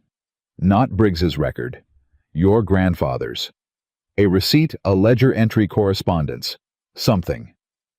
Clara was already pushing her chair back. She went to the back bedroom where the trunks lived, and she opened the first one, and she started going through it with the focused precision of someone who knows exactly what they are looking for, and understands that everything depends on whether they find it. Lily arrived an hour later and found Clara surrounded by papers on the floor of the back bedroom and said nothing, just sat down on the other side of the trunk and started sorting. They went through everything. Every receipt, every ledger, every scrap of correspondence, every notation and every margin of every document Elias Whitmore had filed away in 30 years of careful record-keeping. There was no record of a debt to Walter Briggs. Not in 1882. Not in any other year. There was, however, a letter. It was at the bottom of the second trunk in an envelope that had been sealed and written on the outside in Elias's handwriting for Clara. Read everything else first. Clara looked at it for a moment. She had gone through this trunk before she had read the journal had found the documents Aldridge needed, but she had not gone all the way to the bottom. She had not found this. Her hands were perfectly steady as she opened it. It was 2 pages written in her grandfather's careful hand, dated January 10th, 1884, 3 months before he died. Clara girl, if you are reading this, then you've had to go digging, which means things have gotten hard enough that you needed to look further. That's all right. Hard is not the same as impossible, and I raised you to know the difference. I need to tell you something about Walter Briggs that I should have told you long before now, and I am sorry that I am telling you this way on paper instead of face to face, the way a man ought to handle his responsibilities. In 1882, Briggs came to me with a proposition. He had heard through a source I never fully identified that the northwestern section of the Ridgeline Road property might have unusual agricultural value. He offered to buy it. I refused. 2 weeks later, he produced what he called a debt note, claimed I had borrowed money from him in the spring of that year and failed to repay it. There was no such debt. I had borrowed nothing from him. The note was a fabrication. I consulted a lawyer at the time. The lawyer told me that challenging the note would be expensive and uncertain, and that in the absence of a clear paper trail on my side, Briggs might prevail. I made a decision then that I have regretted since I paid him. Not because I owed it, but because I could not afford the fight, and I could not afford to lose the land. I paid him $120, everything I had at that moment, and he accepted it as partial payment and told me the remaining balance was forgiven as a gesture of goodwill. I should have fought him then. I did not. That is my failure, not yours. What I am telling you now is this. If Walter Briggs ever produces a debt note against this property, against you, know that it is the same instrument he has used before. Know that he used it against me, and know that I kept every record of every transaction I ever made in this territory for 30 years, and there is not one piece of paper in those trunks that shows a legitimate debt to Walter Briggs, because no legitimate debt ever existed. Fight him, Clara. Do it the way I didn't. Stay. All my love. Your grandfather. Clara sat on the floor of the back bedroom and read the letter twice. Lily, who had been watching her face, said quietly, "What does it say?" Clara handed her the letter. Lily read it. Her expression moved through several things: surprise, anger, a specific kind of grief for a man she had never met, and when she finished she looked up at Clara and said, "He did this before, to your grandfather." "Yes." "And your grandfather paid him." "Yes. And now he's doing it to you." "Trying to," Clara said.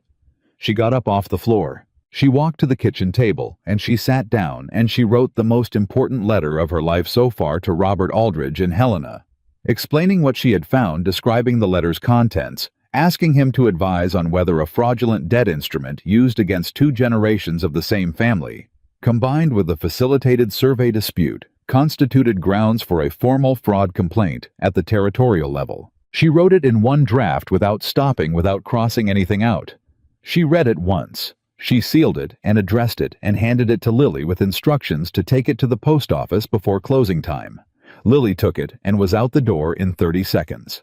Clara sat alone in the kitchen, and she put her hands flat on the table, and she breathed in and out, and she thought about her grandfather paying a debt he didn't owe because he couldn't afford the fight, and she thought about Walter Briggs accepting the money and calling it goodwill, and she felt something in the center of her chest that she recognized as fury, clean, cold, purposeful fury, the kind that does not lead to recklessness but to precision.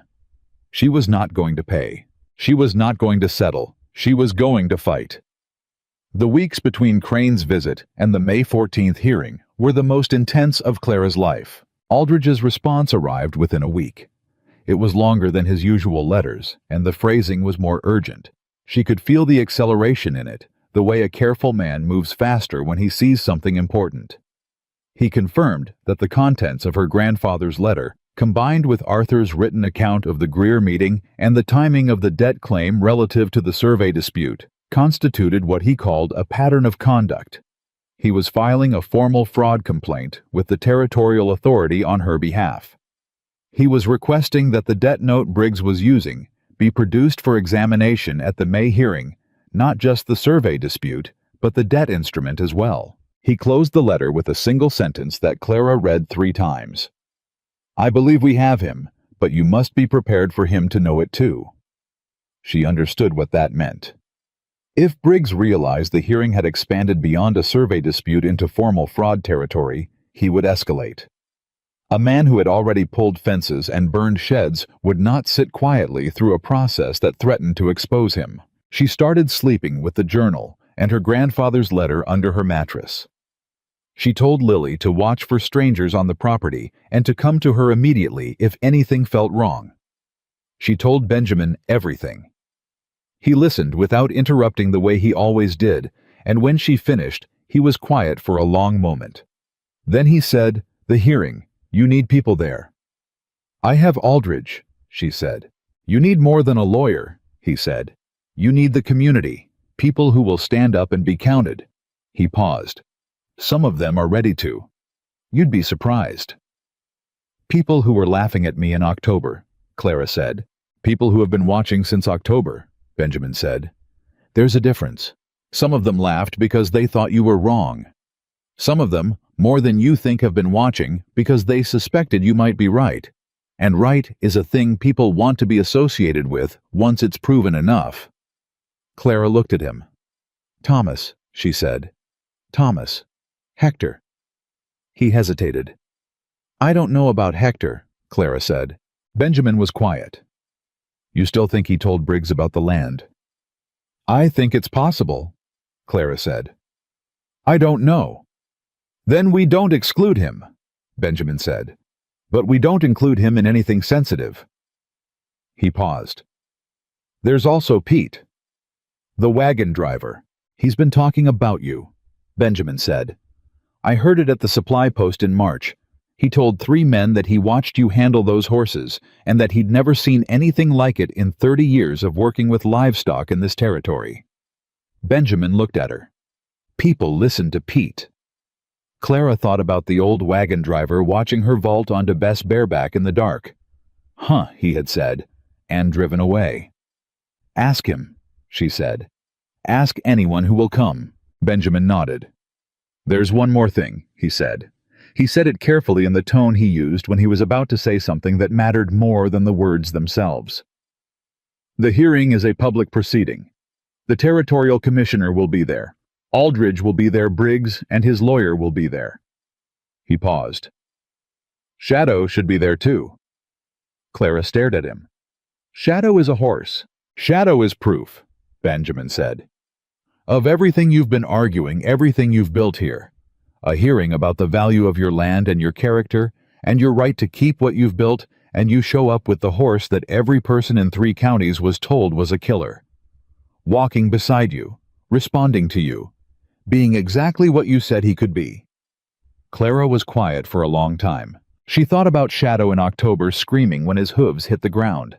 She thought about Shadow in February, letting her touch his nose for 3 seconds. She thought about Shadow 2 weeks ago, walking all the way to her in the afternoon light and putting his head against her shoulder. "He'd have to be in town," she said. "Around crowds, noise. He trusts you," Benjamin said simply. "You've been preparing him for exactly this kind of thing. Every new person, every unexpected sound, every moment you've asked him to extend his trust into an unfamiliar situation. It's been preparation. Maybe you didn't know it at the time, but it was." Clara thought about it for 3 days.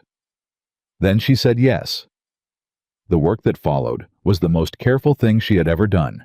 Every day she worked with Shadow in conditions that were slightly more complex than the day before, leading him closer to the road, introducing him to the sounds of wagon traffic, asking him to remain steady, while Lily moved quickly nearby, while Benjamin spoke in a loud voice, while unexpected things happened at the edges of his vision. Shadow was not perfect. There were moments of tension, moments when his body locked, and his breathing changed, and Clara had to bring him back through voice alone, through the specific low cadence that had become the language between them. But he always came back. Every time he came back. 3 days before the hearing, James Whitfield arrived for his second purchase and stood at the fence watching Shadow work with Clara in the open field. No lead rope, no halter. Just the two of them moving together in a communication that operated below the level of instruction. And Whitfield said nothing for a long time. Then he said, "How much for him? He's not for sale," Clara said, without turning around. "Miss Whitmore." "There is no number," she said. Whitfield was quiet. Then, "I'll buy the other 3 you have ready, and I'll put word out to every buyer I know in this territory that the best horses in Montana are coming out of a ranch on Ridgeline Road." He paused. "That's what I can offer, instead of money for the one you won't sell." Clara turned around and looked at him. "That's a fair trade," she said. He bought the 3 horses paid well and kept his word within a week. 2 letters arrived from buyers in Bozeman, and 1 from a ranch operation near Miles City, all of them inquiring about availability and pricing. The night before the hearing, Clara sat at the kitchen table alone. The ranch was quiet. Lily had gone home. Benjamin had ridden out an hour ago with the promise to be at the hearing by 9 o'clock with Thomas Caldwell and Pete, and 4 other men who had agreed to come and be present. Clara opened her grandfather's journal to the last entry. She read it one more time. "Don't let them tell you the land is worthless. Don't let them tell you anything is worthless. The value is there. It's always been there. You just have to stay long enough to find it." She closed the journal and put it in the leather satchel she would carry tomorrow. She went to the barn to check the horses one last time. She moved through the familiar dark lantern in hand, checking each stall. Each animal, the sound of their breathing the most ordinary and reassuring thing in her life. She came to Shadow last. He was awake. He was always awake when she came to the barn at night, as if some part of him tracked her movements even in sleep and surfaced when she was near. She stood at his stall door. "Tomorrow," she said quietly. Shadow shifted his weight. "I need you to trust me a little further than you've ever gone," she said. "Into a room full of people who have already decided what you are, who've already decided what I am." She paused. "I know that's a lot to ask." Shadow came to the stall door and put his nose against her shoulder. Clara stood with him in the dark and breathed. "All right," she said. "All right." The Billings courthouse on the morning of May 14th was more crowded than Clara had expected. She arrived with Shadow, on a lead walking beside her, not behind the way he moved now, as if they were having a conversation with their bodies that no one else was quite fluent in. And the crowd that had gathered outside the courthouse went very quiet. Not the laughing silence of the auction yard in October. A different silence entirely. She recognized faces. Pete standing near the steps with his hat in his hands. Thomas Caldwell beside him with his wife. Lily, who had gotten permission from her father at last, standing straight with her chin up.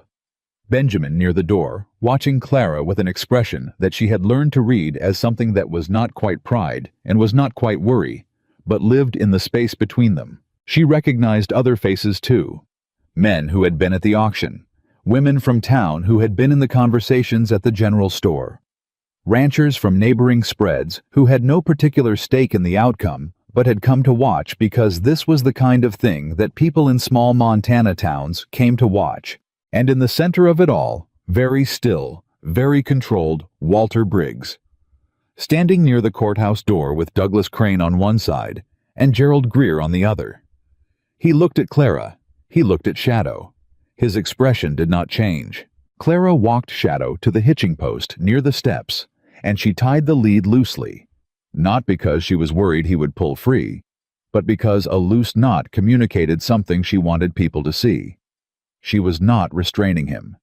She was simply indicating where she'd prefer he stand.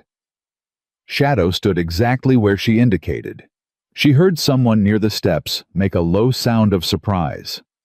She walked up the steps and through the courthouse door. The hearing room was smaller than she expected and fuller than she expected.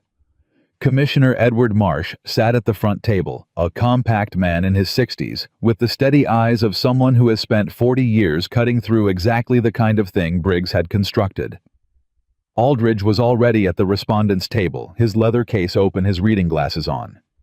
Briggs and Crane took their seats on the opposite side. Greer sat in the gallery, which Clara noted, not at the table. He had been demoted to witness, which meant Aldridge had successfully argued that his conduct was itself part of what was being examined. Clara sat beside Aldridge.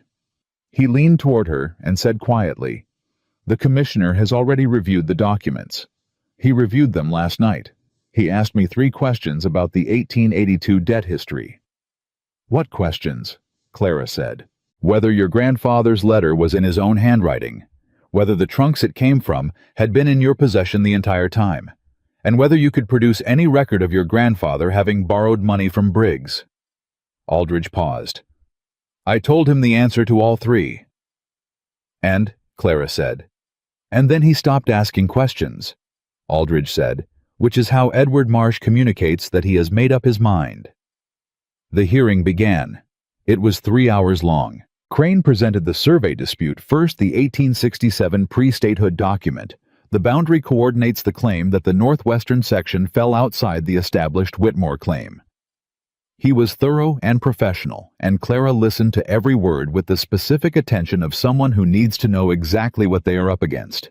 Then Aldridge presented the 1871 correspondence. He placed the original document in front of Commissioner Marsh, and he did not explain it at length or argue about it extensively, because the 1871 correspondence from the Territorial Land Authority, stamped and filed and dated 4 years after the survey. Briggs was using established the current boundary coordinates with the specific clarity of official documentation that had been sitting in the records for 13 years, waiting for someone to look. Marsh studied it for a long time. Then Aldridge presented Arthur's written account. The room had been murmuring quietly through the survey presentation. When Arthur's name was read, and the account was submitted, a full account, 3 pages, describing how Gerald Greer had specifically selected and presented the 1867 survey at Briggs's direction, the room went very quiet. Greer in the gallery did not move. But the quality of his stillness was different from Shadow's stillness. It was not the stillness of an animal gathering itself. It was the stillness of a man who has realized too late that the room he is in has changed. Then Aldridge presented Elias Whitmore's letter. He read it aloud. He read all of it. Clara watched the room while he read. She watched faces change. She watched Walter Briggs' attorney lean toward him and say something quiet and urgent. She watched Briggs not respond. She watched the commissioner's pen move across his notepad quickly in the specific way a man writes when he is recording something he considers significant. When Aldridge finished reading, the hearing room was completely silent. Marsh looked up. He looked at Walter Briggs. "Mr. Briggs," he said, "the debt note your firm has presented against the Whitmore estate, the original instrument. Please produce it for the record." Crane said, "Commissioner, the debt note is a matter for separate civil proceedings." "This is a territorial fraud investigation," Marsh said without raising his voice. "Mr. Crane, the original note." Crane opened his case. He produced the document and handed it to the commissioner's clerk. Marsh studied it for several minutes. He compared it to something in the folder in front of him, something Clara couldn't see from where she sat. His expression did not change. Then he set it down. "The notarization date on this instrument is March 14th, 1882, Marsh said. "The notary stamp belongs to a public notary in Great Falls named Thomas Iden, who retired from practice in January 1882. He paused. "2 months before the date on this document."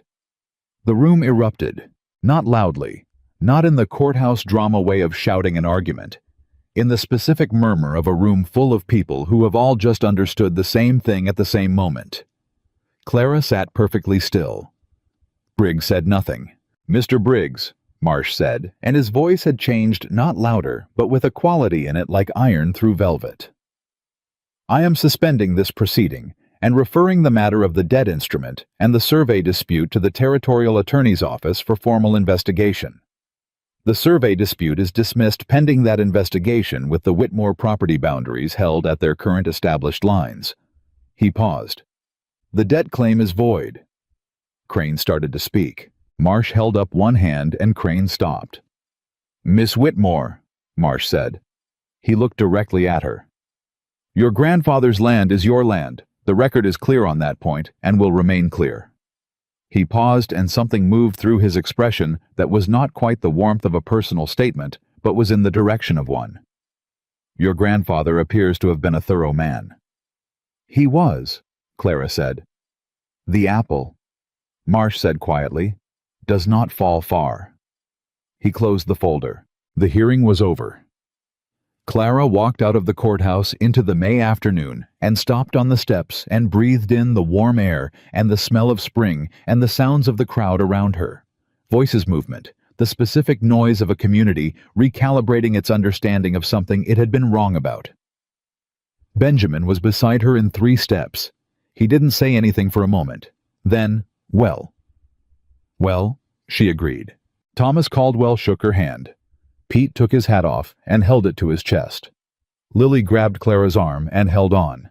And then the crowd shifted and parted, and Walter Briggs was there. He was alone. Crane had already moved away. Greer was nowhere to be seen. Briggs stood 6 feet from Clara with his hat in his hands and his face carrying an expression she had never seen on it before. Not anger, not calculation, not the patient certainty of a man who believes he controls the outcome of things. Something that looked for the first time like the face underneath all of that. He was quiet for a long moment. Then he said, I underestimated you. Clara looked at him. You underestimated my grandfather, she said. I just finished what he started. Briggs looked at her for a long moment. Then he nodded a single small movement, and he put his hat on, and he walked away down the main street of Billings, and did not look back. Clara watched him go. Then she turned and walked to the hitching post where Shadow was standing. He raised his head when she came close. She untied the loose lead and stood beside him and put her hand on his neck, and Shadow leaned into it, that slight, deliberate lean that had become his particular vocabulary for something he had no other word for. The people around them were talking, laughing, some of them coming toward her to offer hands and words, and the belated recognition that always arrives. She was beginning to understand slightly after the moment it would have been most useful. Clara didn't mind. She had the land. She had the horses. She had the journal and the letter and the memory of her grandfather's handwriting and the knowledge of what was underneath that low, quiet ground behind the cottonwood trees waiting. She stood with Shadow on the courthouse steps in the May afternoon, and she thought, this is where the story everyone knows ends. She thought, this is where the real one begins. The ride back to Ridgeline Road from the courthouse took 40 minutes, and Clara spent most of it in silence. Benjamin rode beside her. Lily had gone ahead on foot, moving fast the way young people move when they are full of something they cannot contain. Thomas Caldwell had shaken Clara's hand a second time before climbing onto his own horse and heading south toward his property. And Pete had done the thing. Pete did. Nodded once deeply, like a man marking a fact in his memory, and walked away. The town had watched her leave differently than it had ever watched her arrive. She felt that. She couldn't not feel it. The shift in the quality of people's attention, the way eyes followed her now, without the faint amusement that had accompanied every observation since October. The way men who had been laughing at the auction touched their hats. The way women who had been talking about her at the general store looked at her now with something that was trying to become respect, and mostly getting there. She felt it, and she noted it, and she did not let herself need it. That was the thing she had learned in 7 months of cold mornings, and broken fences, and an empty account, and a grandfather's letter at the bottom of a trunk.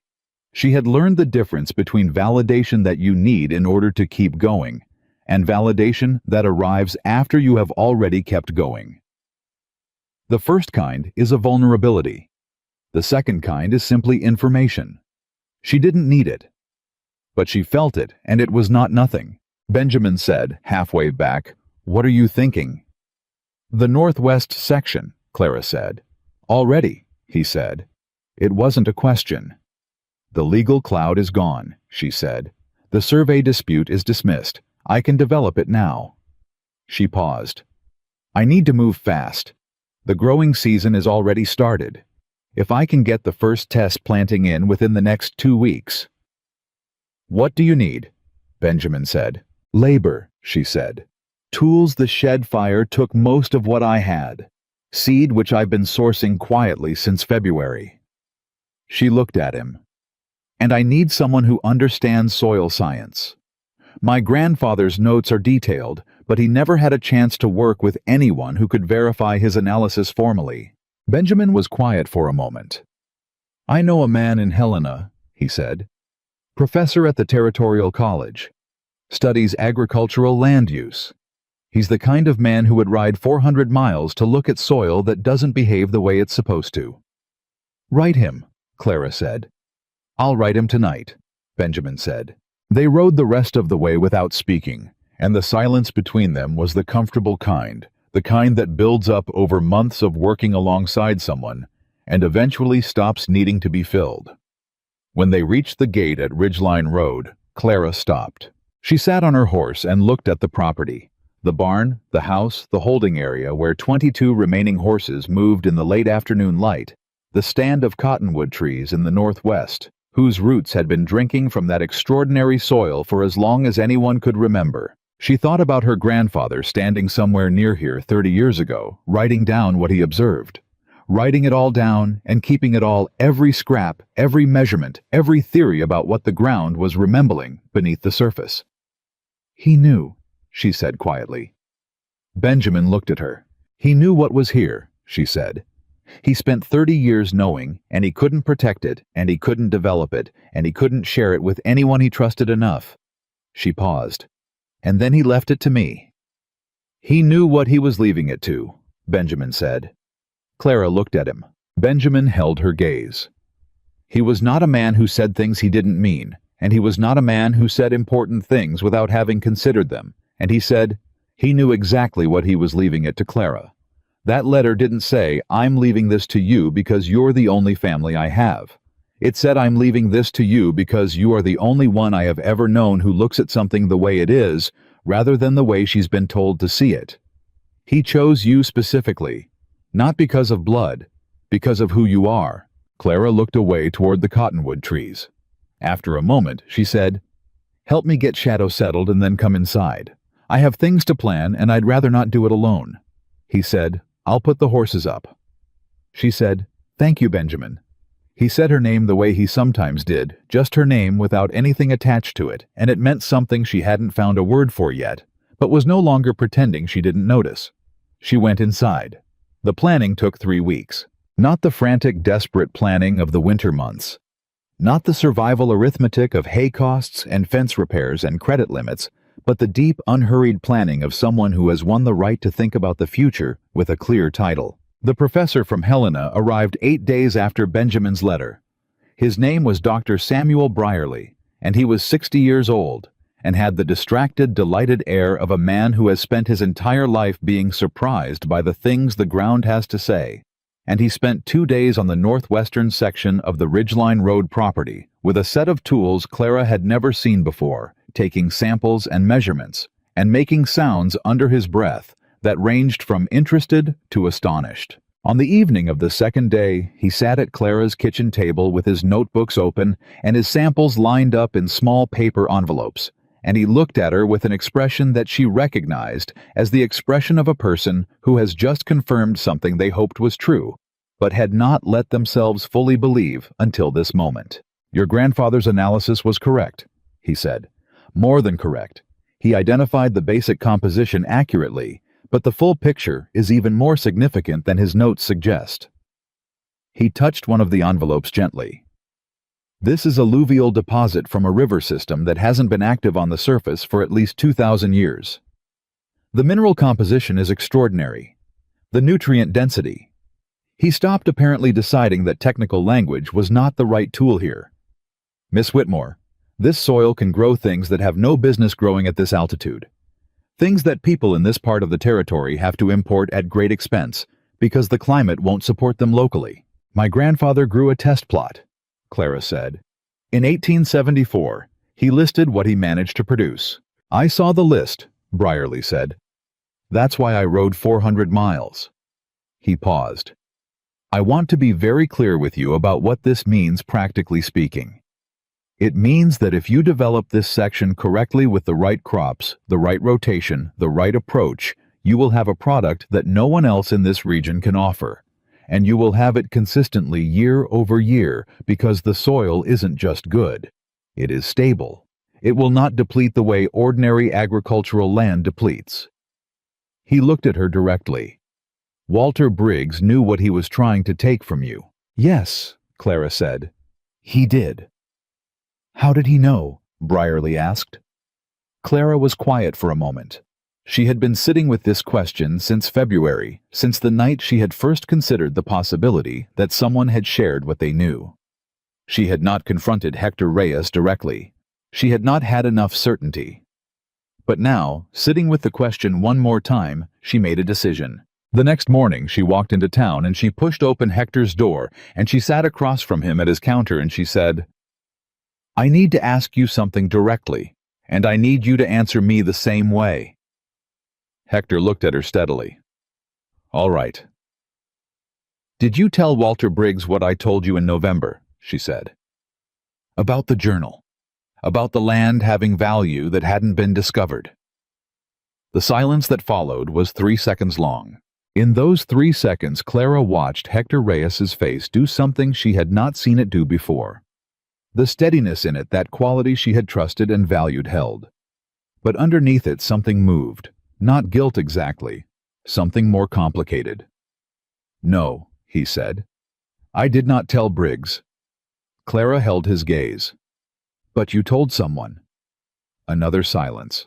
My brother-in-law, Hector said finally. He works for a land assessment company out of Missoula. I mentioned casually, without details, that there was a property on Ridgeline Road that might have undiscovered agricultural value. I thought... He stopped. I thought I was doing something helpful. There are buyers who pay good money for that kind of assessment, and I thought if the land was worth something, you should know what it was worth. He paused. I did not know Briggs was connected to that company. I found out later. Clara looked at him for a long time. Your brother-in-law told Briggs, she said. I believe so, Hector said. His voice was flat with the specific flatness of a man who has been carrying this knowledge and the weight of its consequences for months. You could have told me, Clara said. I know, he said. I borrowed money from you based on trust, she said. And you spent 3 months knowing that something you did might be contributing to what I was fighting. I know, he said again. He didn't make excuses. She had always respected that about him, and she respected it now, even though she wanted to be angry without qualification. Clara, I am sorry. What I did was careless, and the consequences were serious, and I am sorry. Clara was quiet for a long moment. Then she said, Your debt. I was going to settle it by April 1st. I didn't because of the survey dispute and the fire and everything else. She paused. I'm settling it today. In full. She put the envelope on the counter, the money from the Whitfield sales counted out exactly. And then, we're square. Hector looked at the envelope. You don't have to. I know I don't have to, Clara said. I want to be square with you, completely square. She pushed the envelope forward. Take it. He took it. Clara stood up. I'd like to continue doing business with you, she said. You extended me credit when no one else would, and that was the right thing to do, and it mattered. What happened with your brother-in-law was careless, and it cost me, and I'm telling you that plainly, because you deserve plain dealing. She looked at him. But people make mistakes, Hector. Even people I trust. The question is what they do after. Hector held her gaze. What I do after, he said, is earn it back. Good, she said. She walked out. The Northwest section broke ground in the last week of May. Clara hired 2 men from town, both of them struggling homesteaders who needed the work and who arrived on the first morning with the wary, slightly disbelieving expressions of men who are not yet sure the situation they've been hired into is real. Within a week, they had stopped looking wary. The work was real. The pay was real. And what was coming up from the ground when they turned, it was real in a way that made both men quiet and focused and careful in the way people get careful around something they sense is important, even before they're told why. Dr. Brierly had stayed. He wrote to the college explaining that he was engaged in field research of significant agricultural interest and would require an extended leave, and the college apparently agreed because he remained at Ridgeline Road through June with his notebooks and his sample envelopes and his expression of perpetual, delighted astonishment. He and Clara spent evenings at the kitchen table going through her grandfather's journal together, page by page, cross-referencing his observations with Brierly's own measurements, building a comprehensive picture of the northwestern section's capacity that went far beyond what either of them could have assembled alone. "Your grandfather was a scientist," Brierly said one evening. "He didn't have the formal training, but he had the mind, the discipline, the patience." He looked at Clara. "So do you." "I learned it from him," Clara said. "You learned from watching him," Brierly said. "But what you do with the horses, that's not something you watched. That's something you discovered on your own." Clara thought about that. She thought about it while she worked with the remaining horses, the 22 that had not yet been sold. The work with them had continued through everything, through the legal proceedings, through the planning, through the breaking of the Northwest section, because the horses did not care about survey disputes or debt notes or territorial hearings. They cared about whether the person coming through the gate was someone they trusted. And Clara kept being that person. The transformation of the herd had continued in ways that surprised even her. Horses she had not thought would progress quickly had progressed. Animals that had shown no interest in human contact had gradually, in their own time, at their own pace, begun to approach. She had not pushed. She had not forced. She had simply maintained the conditions, the safety, the consistency, the patience, the absolute reliability of her own behavior, and the horses had done the rest. Shadow was extraordinary. There was no other word for it. The horse that had fractured a man's ribs, the horse that had screamed when his hooves hit the ground at the auction, the horse that had spent 3 months watching Clara from 40 feet away while the winter pressed down on everything that horse now carried children. It had started with Thomas Caldwell's youngest granddaughter. She was 6 years old, and she had come to the ranch with her grandfather on a Sunday afternoon, and she had walked up to Shadow's fence with the complete fearlessness of small children who have not yet learned to organize the world into safe and dangerous, and Shadow had lowered his great head to her level and breathed her in.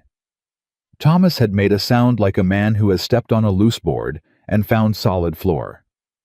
The little girl had said, "He smells like the barn at home," and Shadow had stood with his head at her level completely still while she reached out and touched his nose.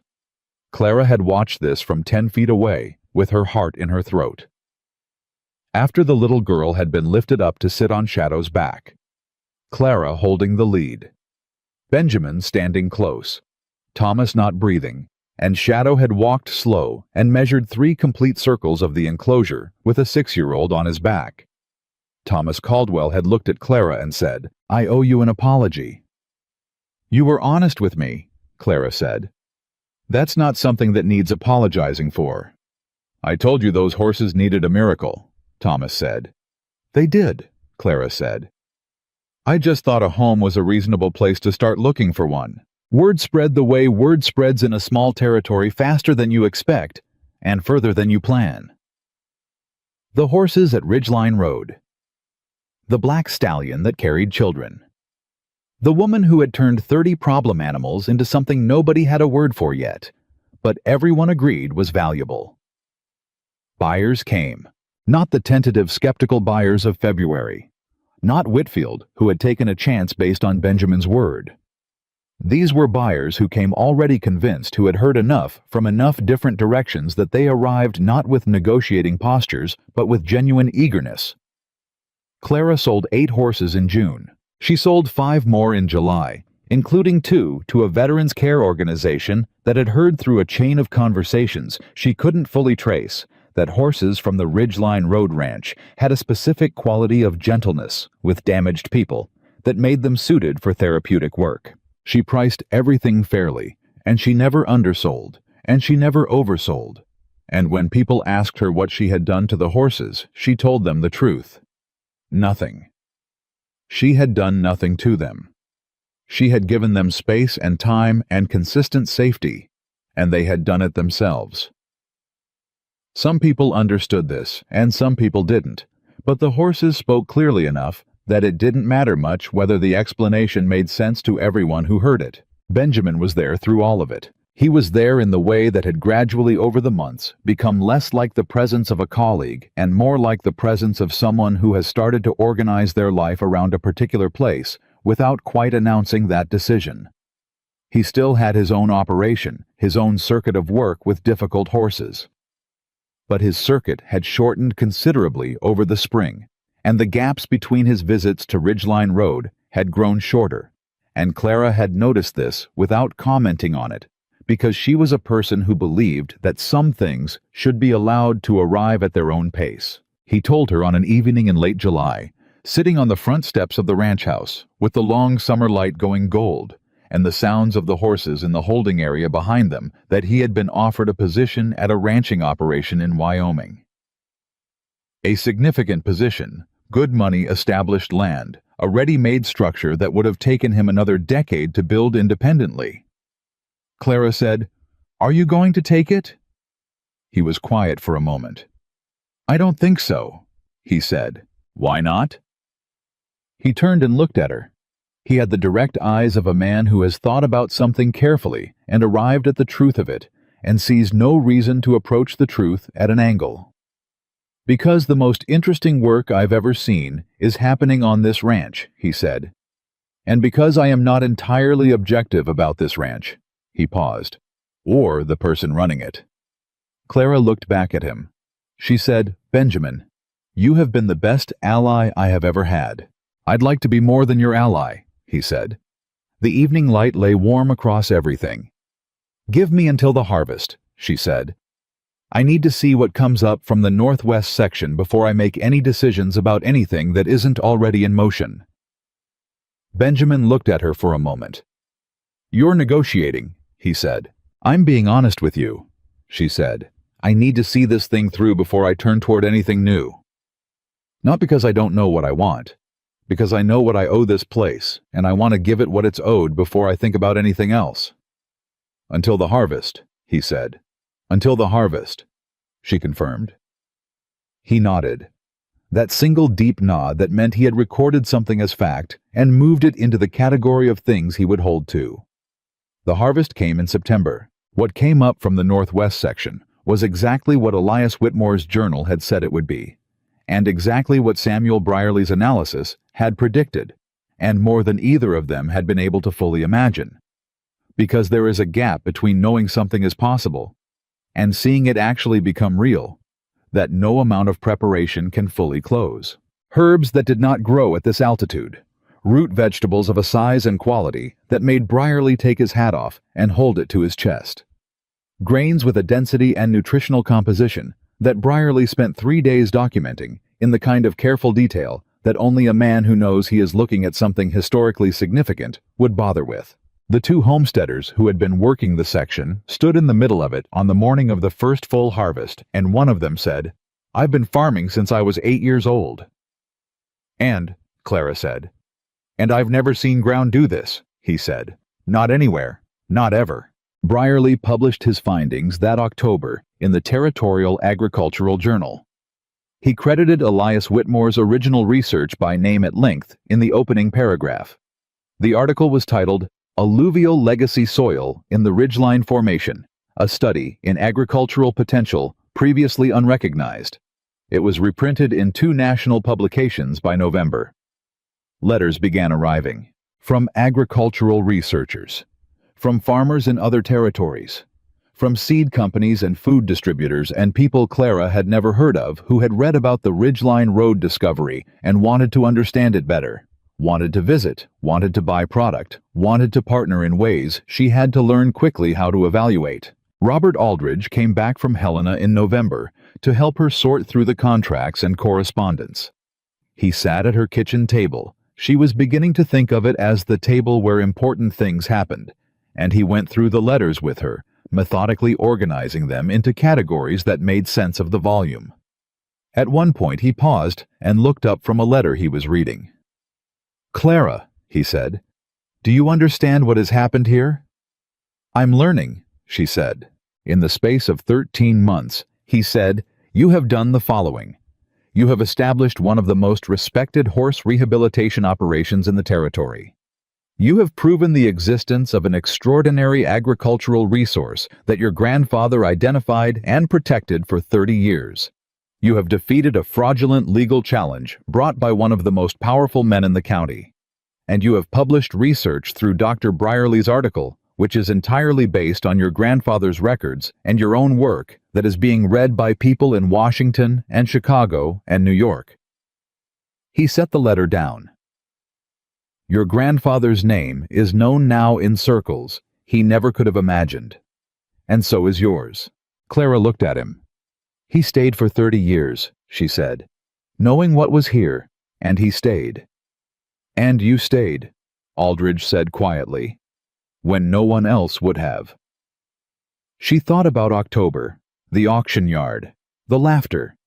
She thought about Walter Briggs saying that woman just bought herself 30 problems and the crowd that had agreed. She thought about February and Shadow's nose warm against her hand for 3 seconds. She thought about her grandfather at the bottom of the second trunk, writing a letter to someone he wouldn't live to see open it, trusting that she would find it, and that she would understand it, and that she would do what he had not been able to do. She said, "He chose well." The horses were what people remembered longest. Not the soil science, though Brierly's article was read and cited and built upon for years. Not the legal victory, though. The territorial investigation into Gerald Greer's conduct resulted in his removal from the land office and consequences for 2 other officials who had been working the same arrangement in other counties. Not even the fortune that the Northwest section eventually generated. And it was a fortune not the dramatic kind that arrives overnight, but the steady compounding kind that builds over years because the thing generating it is real. The horses were what people remembered, because the horses were visible. You could see them. You could see the transformation that had taken place, and you could see it in the faces of the children who rode them, and the veterans who found something in their calm that they had stopped believing was available to them, and you could see it most of all in Shadow. Shadow, who had screamed in the auction yard. Shadow, who had spent 3 months watching from 40 feet. Shadow, who had walked to Clara in the late afternoon light and put his head against her shoulder and decided in his own time, on his own terms, that safety was possible. Shadow became the emblem of what Clara was doing, not because she planned it that way, not because she used him for that purpose, but because people who came to the ranch and saw him, saw the way he moved around. Clara saw the way he carried children with the focused, deliberate care of an animal that understands it is responsible for something fragile. Saw the way his amber eyes tracked her across any space they were both in with the warm attention of something that has made a permanent choice. Those people understood something that was true and important and difficult to say in plain language. That damage is not the same as destruction. That frightened is not the same as broken, that the things the world gives up on are sometimes the things most worth staying for. Benjamin was at the ranch the morning of the first anniversary, October 14th, 1885, 1 year exactly from the auction. He arrived early before Clara was out of the barn, and he stood at the fence of the holding area and looked at the horses. The ones that remained the core of what she was building. The animals that were not for sale and would not be for sale. And when Clara came out and stood beside him, neither of them said anything for a long moment. Then Benjamin reached into his coat pocket and took out a folded piece of paper. "What's this?" Clara said. "I declined the Wyoming position," he said, 3 months ago as we discussed, but I've been thinking since then about what I actually want to build." He held the paper out to her. "I've written down what I think it could look like, if you were interested. If the harvest told you what you needed to know." Clara took the paper. She read it.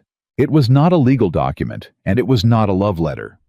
It was something that existed in the space between those things, a proposal carefully considered for a partnership. A formal business partnership in the ranch, and everything it was becoming with specific roles and responsibilities, and a shared vision for what Ridgeline Road could be in 5 years, 10 years beyond. And at the bottom, in Benjamin's careful handwriting, outside the formal language of the proposal, "I would also like to ask you to marry me.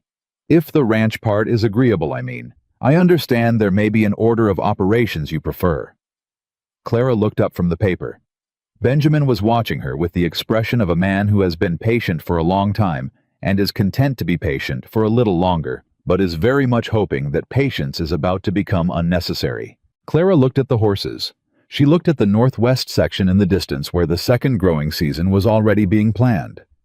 She looked at the barn her grandfather had built, and the house where she had sat at the kitchen table with the journal, and the fence line she had repaired by lantern light in the cold Montana nights of the first terrible winter. She thought about everything that had been built here, and everything that was still going to be built. She folded the paper and put it in her coat pocket. "The ranch part is agreeable," she said. Benjamin exhaled. "The other part," she said. And she looked at him, and she let him see in her face the thing she had been not saying for months. The thing that had been building since February, when he stood behind her and said, "There it is," in a voice like a man witnessing something he'd been waiting to see. "The other part is also agreeable." Benjamin looked at her for a long moment. Then he said, "I'll speak to Thomas Caldwell." "He'll be pleased," Clara said. "He's been expecting this since March."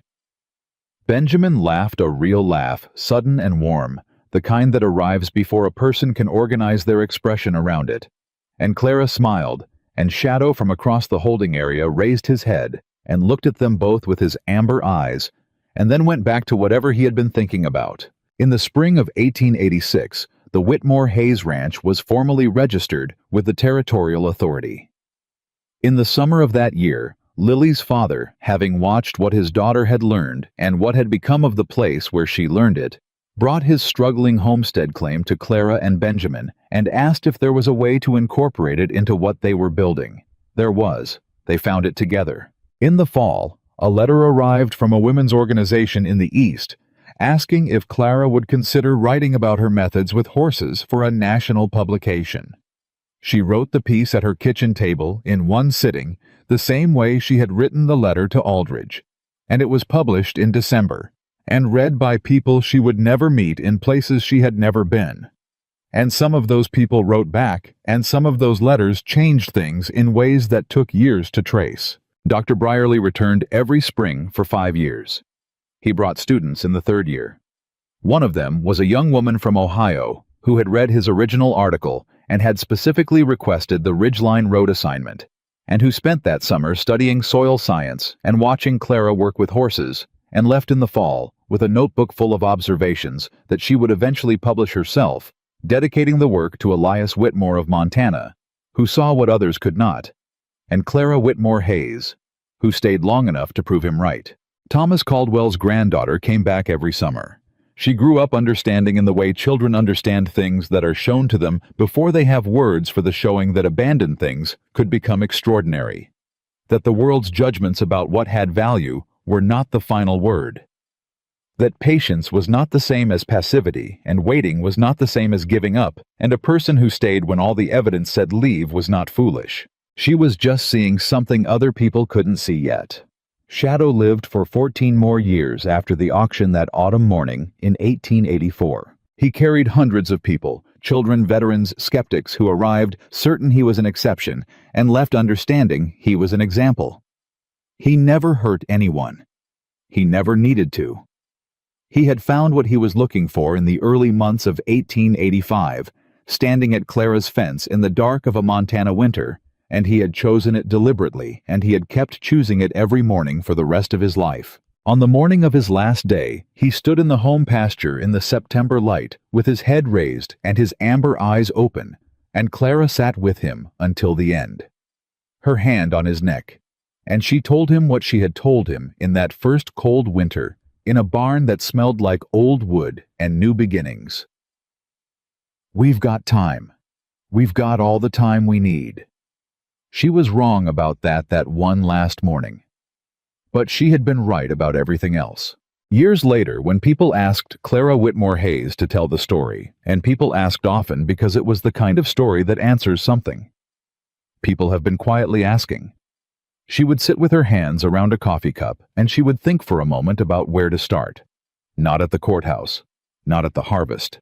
Not at the morning Benjamin held out a folded piece of paper with a business proposal and a question at the bottom. She always started at the auction yard. She always started with the laughter. Because the laughter was what the story was actually about. Not as a wound, not as a wrong to be righted, but as the starting point of something true. The moment when every person in that yard looked at 30 frightened horses and a young woman with $22 and the wrong coat and saw failure, and she looked at the same thing and saw something else entirely. She saw what her grandfather had always told her to look for. She saw what was there beneath the surface, beneath the fear and the damage and the years of being mishandled and misread and written off. She saw what had always been there, waiting, for someone patient enough, for someone who would stay. What others called worthless Clara Whitmore called home. What others abandoned, she built her life upon. And the fortune that the laughing men at the auction never saw coming was never just the land, never just the money, never just the horses standing calm in the September light. It was the truth her grandfather had spent 30 years writing down, and she had spent one fierce, cold, luminous year proving that the things the world gives up on are sometimes the things most worth staying for, and the woman who knows that, who acts on it without apology and without permission, who raises her hand in a room full of laughter and signs her name and walks toward what everyone else is walking away from. That woman does not find her fortune. She builds it. From the ground up, from the very beginning, from exactly where she stands.